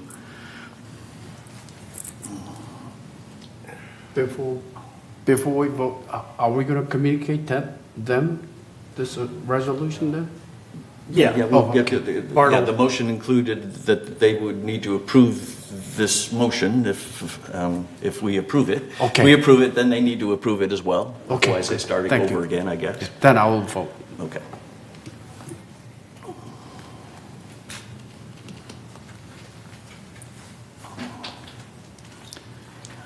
All right, so 7 yeses, 1 abstention, and 1 no. All right. So the motion passed. Will Bart, I guess you'll take that back to the member, see if they approve of that, and if not, they can bring it back forward to M&C committee and try again somehow. Okay.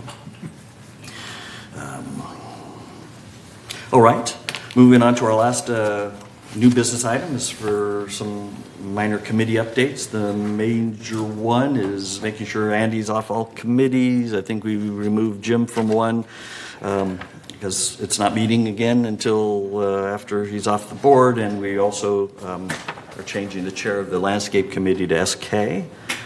On the media and communications, are we upgrading Moon to an actual member and not an alternate? Not at this time. Okay. Yeah. Alternate, just fine at the moment.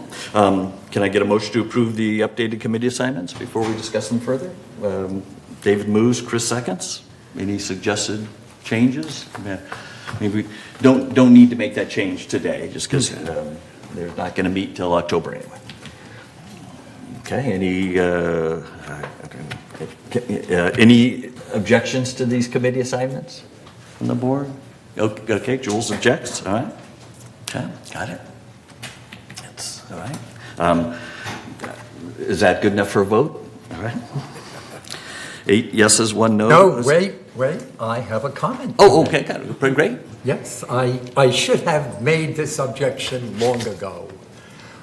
This is a perfect example of how this joint is run or not run. Just for historical purposes, when I got on this board in 2022, as a result of the successful recall of 2 board members, I was on 3 committees. I was on the traffic committee as a traffic judge. I was on the resident policy committee, and I was on the executive committee, the disciplinary committee.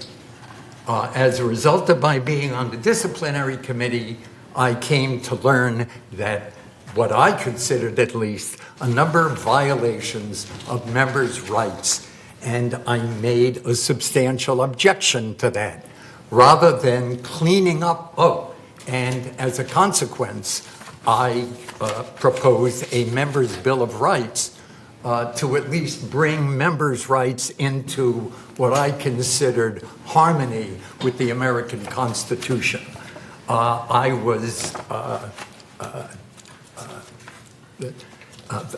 was rewarded by being removed by Mr. Laws of my participation in any of those committees. The point is that I have lost my voice on these committees, and I believe the members have lost my voice in these committees. And so I object substantially to any series of committees that continues to prevent me from having a say. Thank you. Thank you. Thanks. Let me just rebut that a little bit. The Executive Hearing Committee had nothing to do with the Bill of Rights that you bring up. It was that you continue to accuse the compliance team of fraudulent activities without any proof. And since they're the committee that we work closely with on executive hearings, they're the staff that we work closely with on executive hearing as well as resident policy and compliance. It was not fruitful to have you be on there attacking them every meeting. From a traffic hearings perspective, it was actually the other members who felt that you attacked them as well for some of the decisions they made, some other committee members that asked me to remove you, which I did once I found out some of the comments that you made there. So, there's a way of being on committees and being diplomatic and stating things, and that's something that I feel you continue to still need to learn, Jules. So that is why. But thank you for your comments. Appreciate it.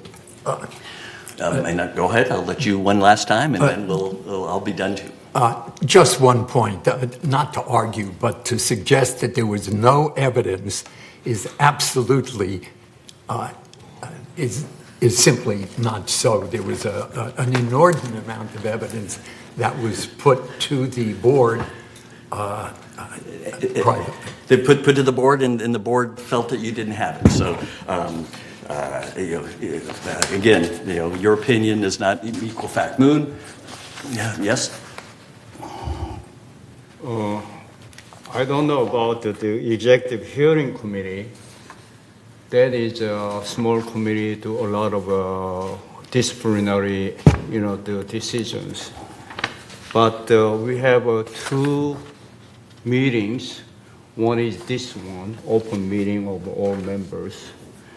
And another one used to be closed session of all these members. But now we have an executive committee. We made the committee, and then we can exclude certain members. So certain member has not been able to attend and represent his constituency who vote for him at the closed session. And I don't know all the details, what inspired in between, but that member needed to represent his people but we are excluding their representative voice, limiting it. I'm not so sure this is a correct way to run the business here. Thank you. Thank you. All right. Chris? In response to your comment about excluding members from the executive committee, it was done so because the member was censured for disclosing confidential information. And we went to legal counsel and talked about it, and we followed the advice of legal counsel. One of the things you have to remember is we sign a code of conduct when we're elected to the board, as well as a confidentiality agreement. We are not to disclose it. And once a member does that, it affects all of the board. It makes us look like we're not adhering to our code of conduct. In this case, the member did so. We voted to censure him, and that is the reason for it. Moon and Jules? As I understand, the certain member was sanctioned because of that confidentiality problem previous term. When he got re-elected by the member of our resident, and he has not violated ever since. So whatever his previous term and the new term, and he hasn't violated anything, we are sanctioning him, which he did not violate at all. Thank you. Thanks. Moon? Jules, I mean? Just to get back to what Chris said, I disclosed a completely improper act, a fraudulent act of our compliance department to exactly 2 people who had a reason to know they were candidates for the board. Our lawyer, on the other hand, is responsible for the disclosure of all the activity of 2 executive committee meetings and 2 board meetings. No one has complained about our lawyers disclosing that information. The whole idea is just absurd. The matter will ultimately be resolved in a more public manner. Thank you, Jules. Appreciate that update. Yeah. Just as a response to Moon's comment, the resolution stands unless it's rescinded. Whether the member is reelected to the board in a different term, the resolution stands. Thanks. Yeah. I don't know, did we vote on this or okay, I thought so. Yeah, I think it was 8 yeses and 1 no. Thank you, Jules. Appreciate that. Thank you, Moon, for your comments as well. All good stuff. We're now moving on to agenda item 12, it's, where the members of this board will share our monthly committee status updates, starting with a report of the Finance Committee. David, our new treasurer, have at it. Thank you so much.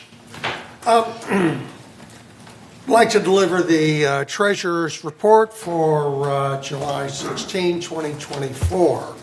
The financial reports that we'll be taking a look at cover the period through May 31st, 2024. The slide that you see up on your screen right now shows our total revenue and total expense. So you can see from the slide, total revenue was roughly $19.7 million. Expenses were roughly $17.1 million, resulting in net revenue of $2.6 million for the period. And next slide, please.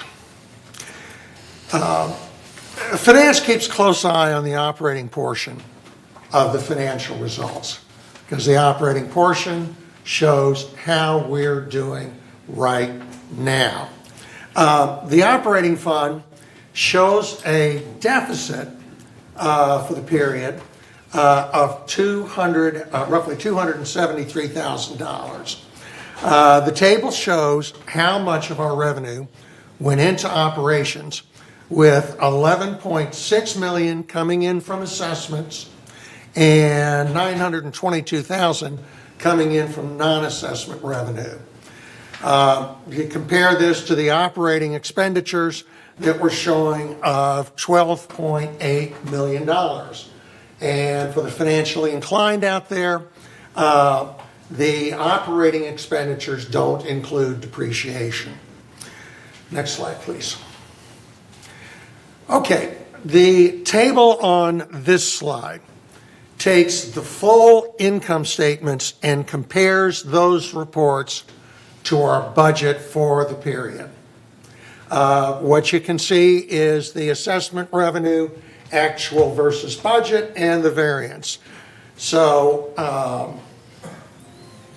what you can see from this slide is the third end of the period, a little worse than budget, little negative variance by $62,000 when you combine both our operating and our reserve revenue and expenses.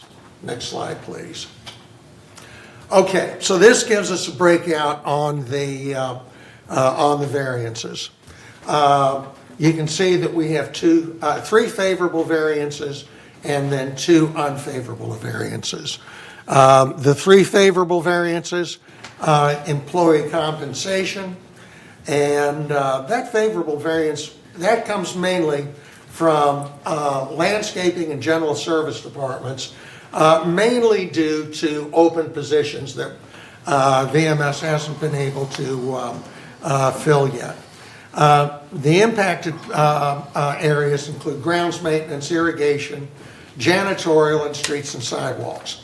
VMS is in process of recruiting to fill these positions, and ground maintenance contracted our shrub maintenance, some of it, to outside vendors for the pruning weeding cycle while they're continuing to fill the open positions.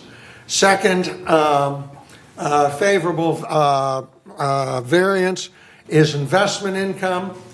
That is primarily from our investments yielding us more than we'd expected. Again, for the financially inclined out there.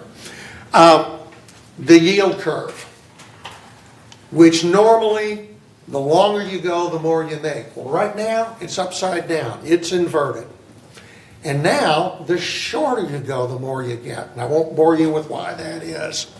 But what it means is, since we have to invest very conservatively and keep our money invested in very short, regular maturities, it means that we're making a good bit more than we had expected to make.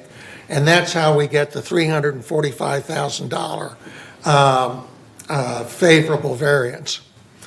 Third favorable variance is in outside services.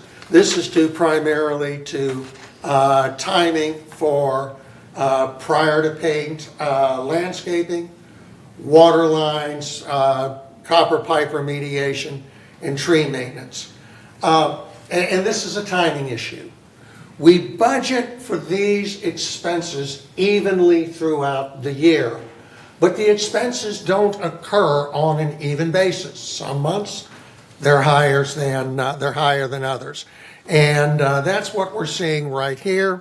So the favorable variance on outside services, that may continue, but we would expect it to even out as the year progresses. Now we get to the two unfavorable variances.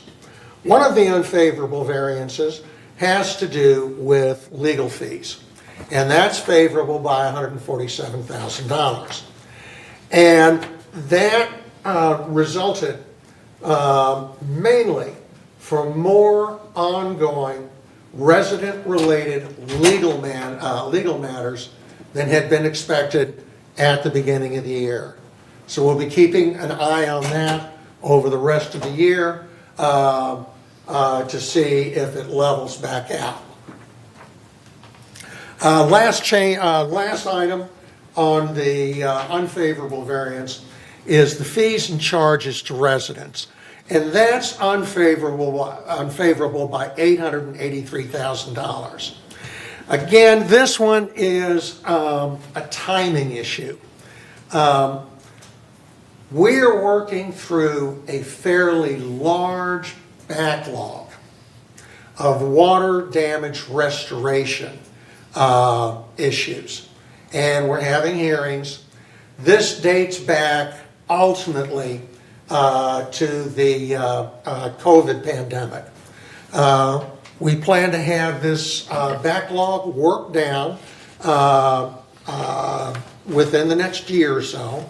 And what you're seeing right now is that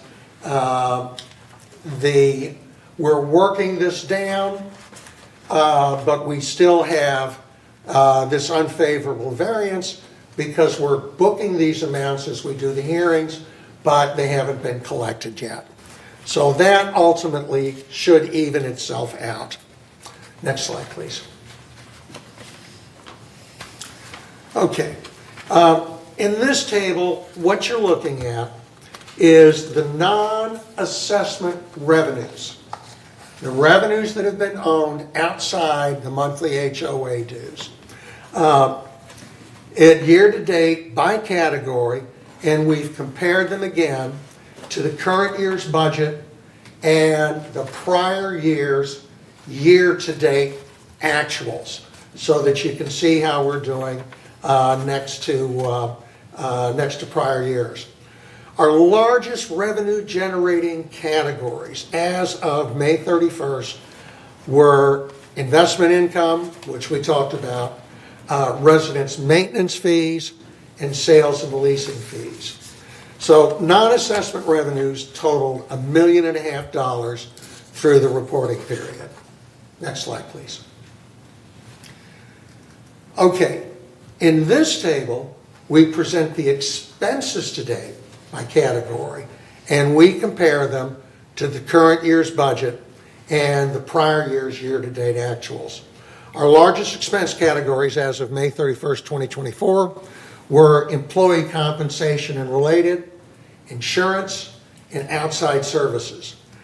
These expenses totaled $17.1 million through the reporting period. Next slide, please. This slide shows our non-operating fund balance on May 31, 2024, which was $35.8 million. Our year-to-date contributions and interest, that's the money going in, were $7.2 million, while the year-to-date expenditures were $4.3 million. Next slide, please.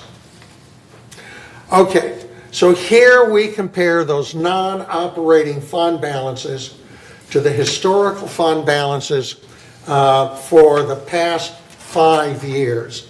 So you can see the trend of where we're going with these non-operating fund balances.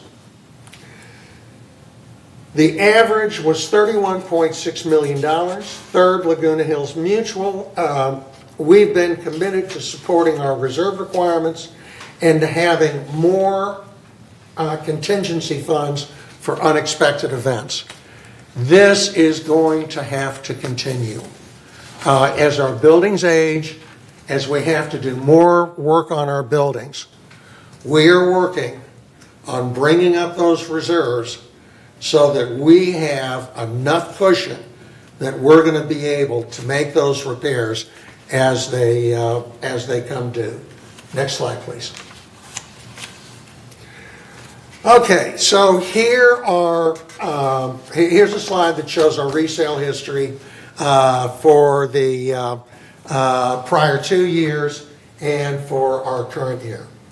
Through May 31, 2024, the total resales in Third Mutual totaled 146 Manors, which is 13 resales higher than the prior year for the same time period. So you can see things are picking up just a bit. The average year-to-date resale price for a Third Mutual Manor was $627,000. That's $91,000 higher than the prior year for the same time period. And I'll take any questions. I'm sorry. The fee and the charge to resident was almost 900 grand. We make a negative. And so I look at it as we are no longer or significantly decreasing backlog of maintenance and moisture intrusion, all that. And that come up with about 800 grand. So to me, the maintenance, all that is ongoing. It just doesn't stop that day, right? We had a significant backlog. We made a lot, we couldn't collect it for a long time, but we were able to collect it. But it is still going on, so still there should be some kind of level. We are collecting or we are charging them all that. In other words, the ongoing, not the backlog, but the ongoing water restoration. Yeah, that's right. Yeah. Yesterday at the finance committee, it became zero. So I was shouting at them, and right off it became zero. And then I think Jimmy was correcting me all that. But anyhow, still there will be some kind of revenue keep coming into it, or we are incurring them and then we are getting reimbursed. You're so it cannot be just a zero. Yeah, you're absolutely right here. There are two different streams. There's the backlog stream of revenue, and then there's the ongoing stream of revenue.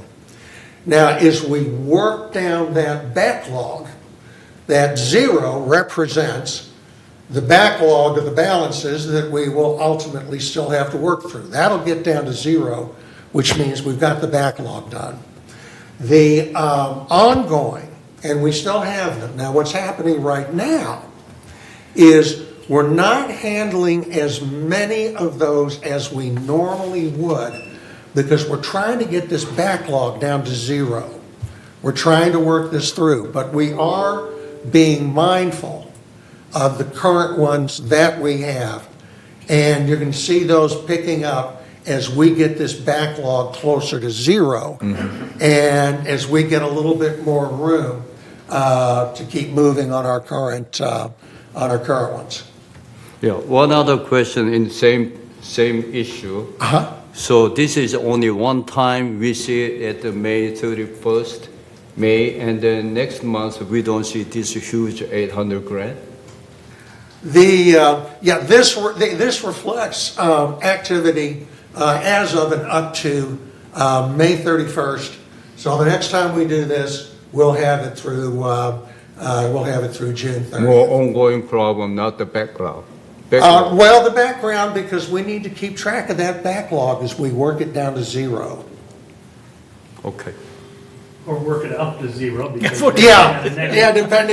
depending on how one... which way you want to go. Yeah, depending on how one looks. But the thing to keep in mind here, there are two steps to the process. One is getting these water restoration claims to the point where we can book them on the financial sheets as obligations that are owed to us. We can't do that until we have the hearings. So we'll book those, and those are going to show up as unfavorable variances when we do, even though it's actually a good thing, right? So as we then collect those, then that'll start showing up as, in the current income, they'll start showing up as favorable variances. But keep in mind, it's this backlog that we're working down, and you got to kind of mentally match up the revenue and the expense there. I understand, but I think the budget processing and the finance department thought we're going to collect still some more backlog, the money. but that's disappeared now, so we have a huge negative, the May. So my question is already now May's end, and then June and July, we are not going to see this huge, the disappearing or zero. No, these aren't going to disappear next month. You'll see the variances from the backlog being worked down probably another year. Okay. Jim? Yeah, and we might be just using nomenclature that is confusing. Yeah. It's really reimbursement. It's Yeah. not revenue. We've Yeah. already spent this money fixing the problem. It gets fixed immediately, and we're getting reimbursement when the member is found responsible. Thank you, sir. Any other questions? All right, excellent. Thank you, David. Good job. Next, we have the ACSC. Jim? Okay, the ACSC met on July 8th, and the 28-day meetings we've already put on that happened today. But in addition to that, we have the standard 41A solar panels. We had got also standard 41. We've got a 16-page legal opinion, and so we hope to, by next third board meeting, have that revised so that those standards are in alignment with what legal opinion is. In addition to that, we still have patio and balcony covers, standard 22, standard 37, patio, balcony, awnings and covers. We also have standard 41C, solar panels, carports, and patio covers, and revision to variance neighbor awareness notice. And we continue to work on all those things to make the standards better, more informative, and also aligned with current codes. And our next meeting will be August 12th, 2024, 9:30 a.m. in the boardroom. Okay. Thanks, Jim. Do you have any updates regarding the third Maintenance and Construction Committee? Reza? Yeah, thank you. The maintenance construction met on July 1st at 1:30 p.m. The item was discussed was first a department head update. There was about the building 3500 ramp parking and a stripping update on that. The staff talked to the members, and I think members now agree with the existing situation and not asking anything further. We talked about the M&C budget and funding level for the epoxy lining and copper pipes, and that's going to be pushed back to the finance to see what they're going to do with it. It's going to be increased or reduced. That's up in the air right now. The Gate 11 seepage update, on that one, there is an RFP going out for the, for the different area that what it is right now. There is one in Brazo, and that was okay, but there's other areas that they're putting an RFP out. The RFP, I think I don't know, I think they're going to be discussed in the next meeting. On the project log, we look at the building 3101, which we discussed it, previously here, and the decision was made. The battery storage system for EV charging in 3-story building, that was postponed till Mr. Reinhardt is back, because that was his brainchild, and we need to look at that. The asphalt program, the contract, we discussed the contract in the closed meeting. Waste lawn epoxy liner, the RFP was posted on July 8th for the review and comment. And the next meeting is on September 9 at 9:30. I made one mistake. I mean, the seepage didn't have RFP, so I'm sorry. Okay. There is no RFP on that. Okay. Thanks. All right. Next, we'll hear about the Landscape Committee. For me, the Landscape Committee last met on Thursday, July 11th, for its regular monthly meeting. And during that meeting, Kurt provided an update on the landscape project log and confirmed that all landscape activities are proceeding within schedule and within budget. Kurt also updated the committee on the new quality control effort underway and stated that it seems to be improving quality of workmanship already from a landscaping perspective. Hopefully you've all seen some of that. Kurt also updated the committee on the status of the landscape performance review, which is an effort for an outside contractor to review the landscape team's processes against industry best practices. And their goal is to identify possible improvements for our landscaping team and their procedures. The committee addressed several resident-requested landscape modifications. We also discussed the potential of providing some sort of rebate for members who pay to have their own turf removed rather than waiting for the mutual to do it.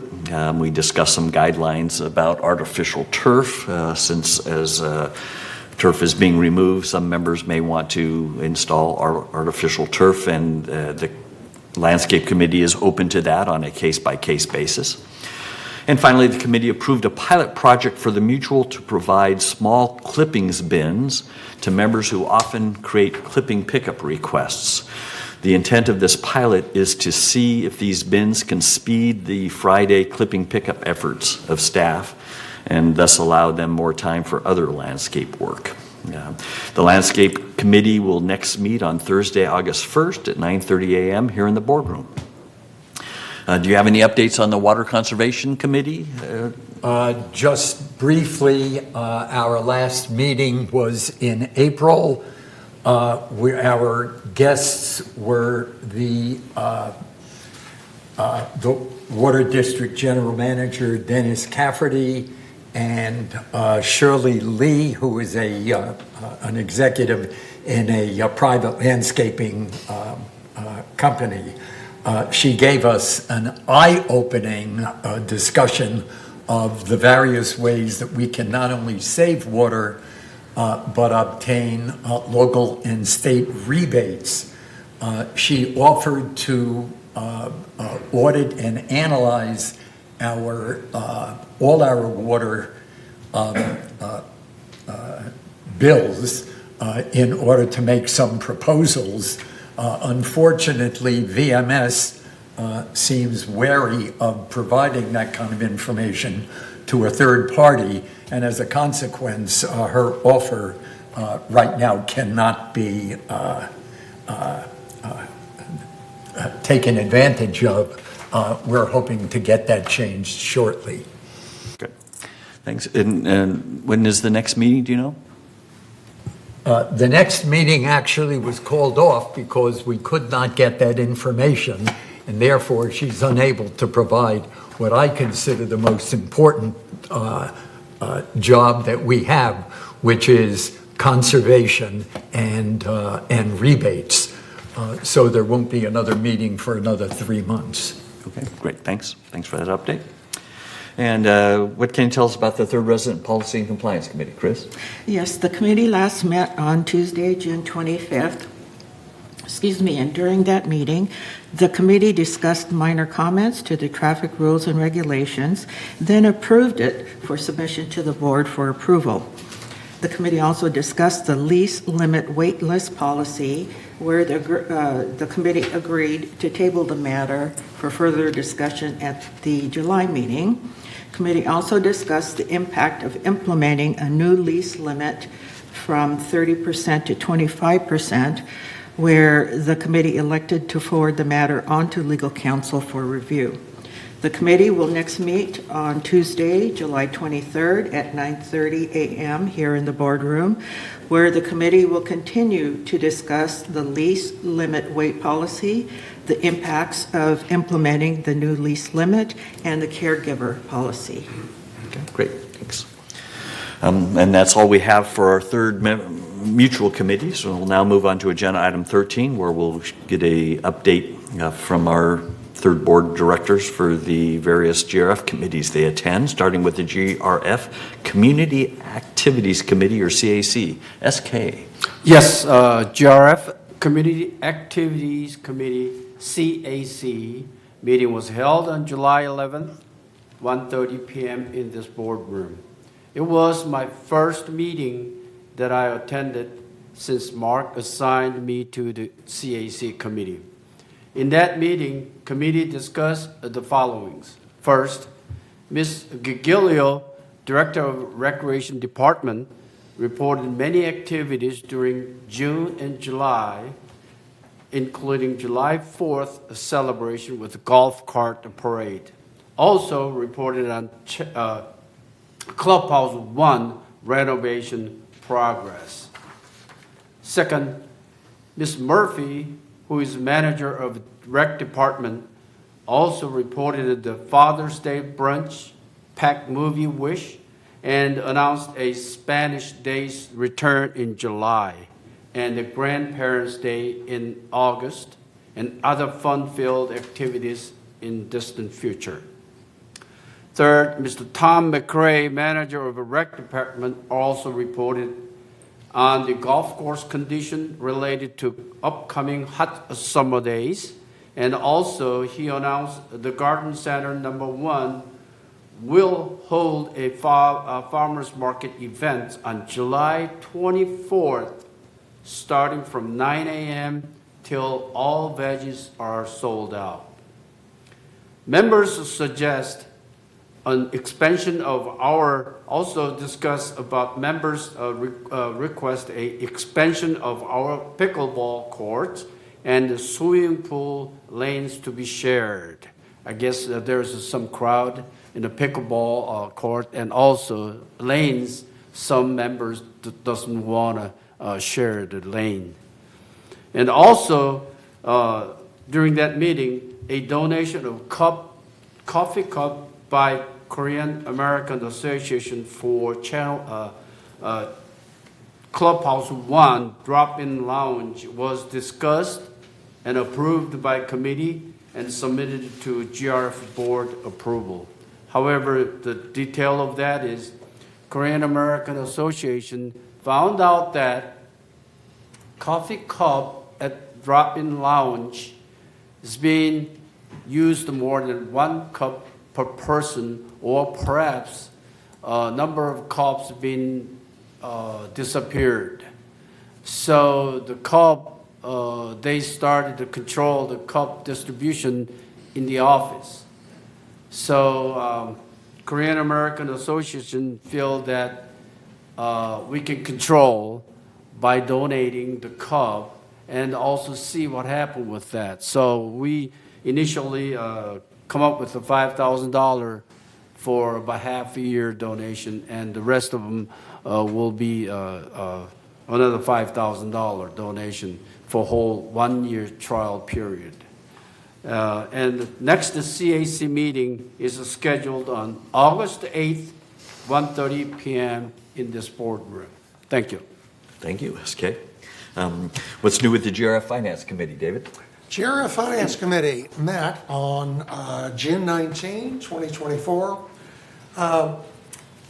The committee approved a $1,100,000 transfer from the contingency fund to the operating fund to basically cover a deficit that occurred during 2023.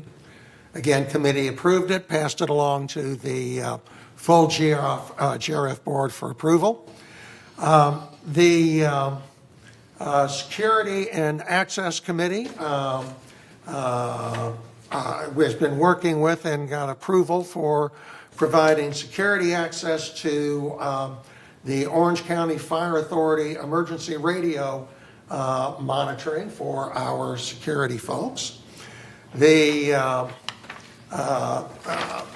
From the Maintenance and Construction Committee, the committee approved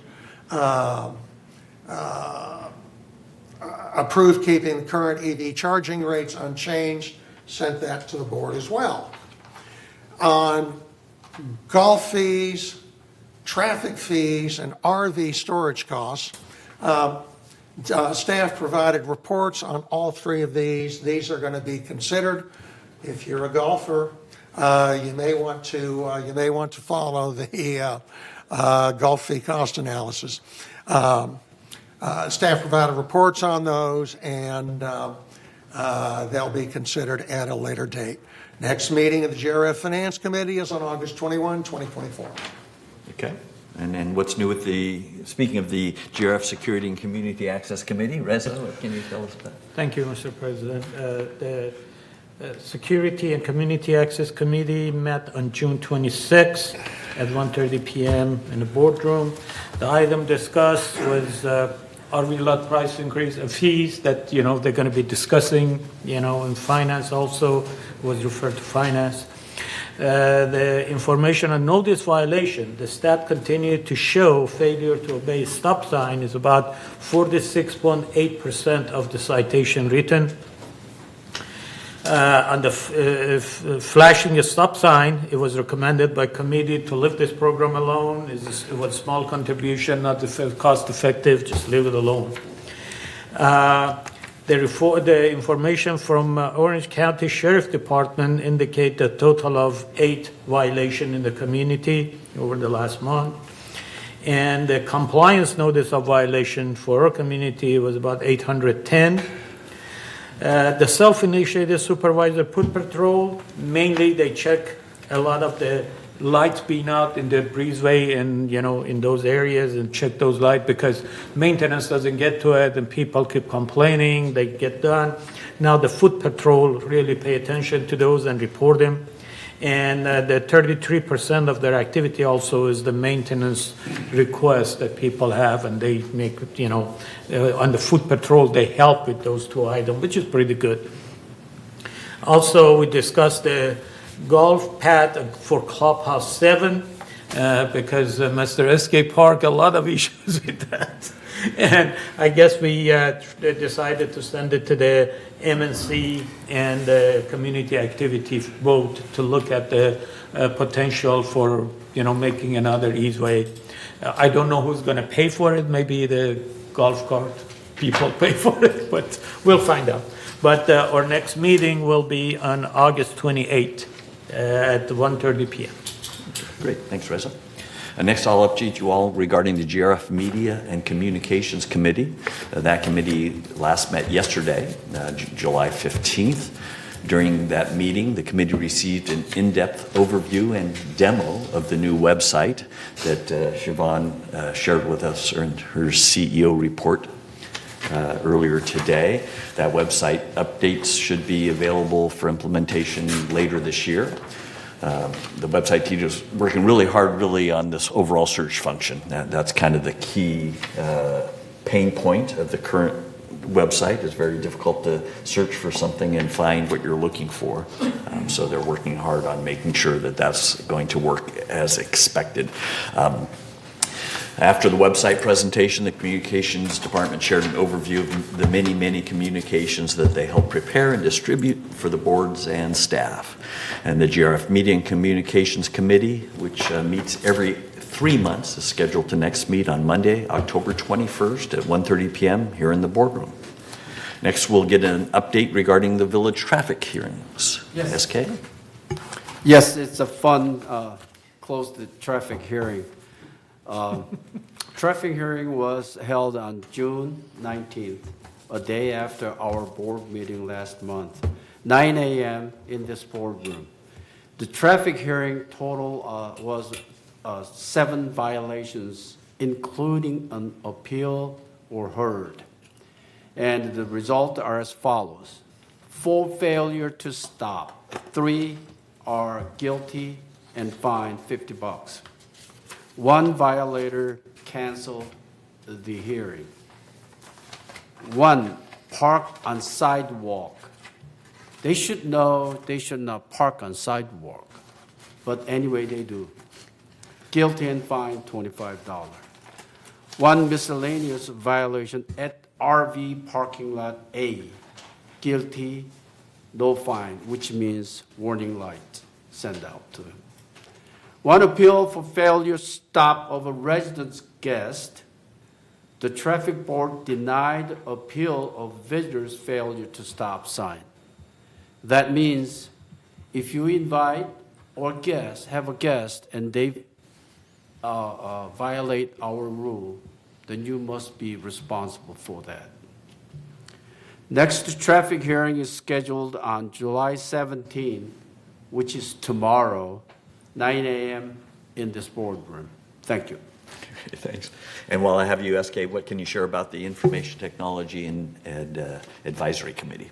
Yes, ITAC, Information Technology Advisory Committee meeting was held on June 28th, 1:30 p.m. as a closed web meeting. This advisory committee overseeing the department and the implementation of Microsoft-based Dynamic 365 software program, ERP, for entire LW Laguna Woods Village organization. In the advisory committee, staff reported that ERP projected go-live date has been revised to September 1st in place of August 1st as original plan. Since UAT 2 has not been completed, UAT 2 testing expected to be completed in mid-July this month. UAT 2 testing includes software application testing in the area of general ledger, budget, AP, AR. AP is account payable, AR is account receivable, fixed asset, PO requisition, project support, and extra. And also Stella transaction integration and validation testing is in the UAT 2 test. Those testing planned to start July 1st and then should be finished mid-July. Also, staff reported the result of expenditure against the budget. We will be watching very closely on the ERP project, and I hope to report the final go-live action plan next meeting. Next ITAC meeting scheduled on July 26th, 1:30 p.m. on web closed meeting. Thank you. Thank you, SK. Finally, the following GRF committees have not met since the last third board meeting of June 18th, and there are no updates for these. The GRF Disaster Preparedness Task Force last met on May 28th and is scheduled to next meet on Tuesday, July 30th at 9:30 a.m. here in the boardroom. The GRF Mobility and Vehicles Committee last met on May 15th and is scheduled to next meet on Wednesday, August 7th at 1:30 p.m. here in the boardroom. The GRF Landscape Committee last met on May 8th and is scheduled to next meet on Wednesday, August 14th at 1:30 p.m. here in the boardroom.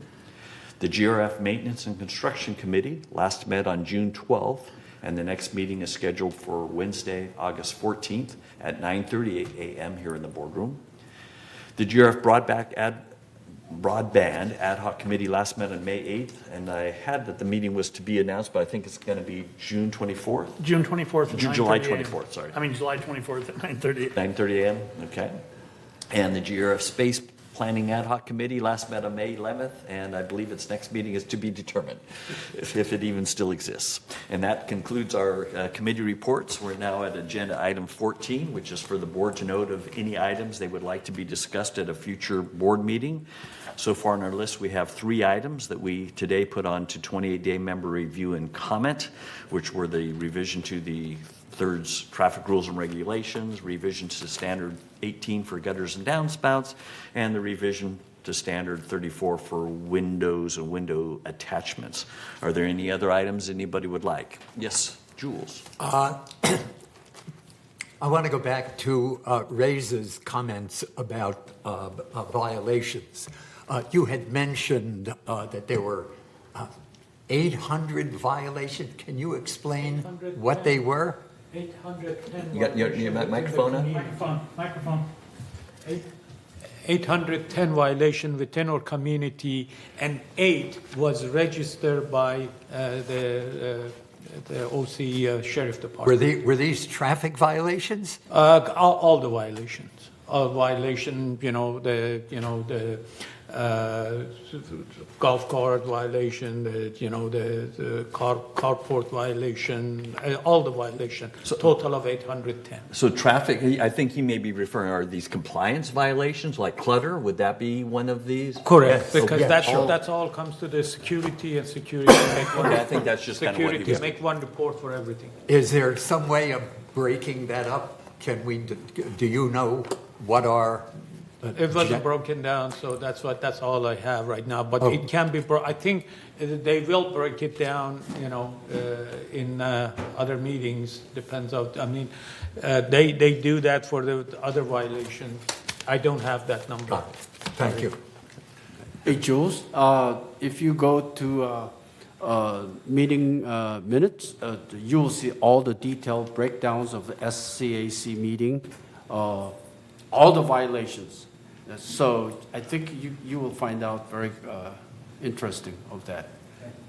Thank you. Thanks. All right. Okay. All right. So I was asking, were there any other items that members would like to be added to future agenda?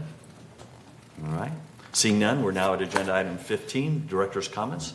Do any directors have any last minute comments? Jules? Okay. Moon, any last comments? Okay. Ira? No. Okay. SK? No. Jim? Hungry. Okay. All right. Reza? All right. Staff, you're all good? Okay. It is now 11:54 and our business for our open meeting is now completed.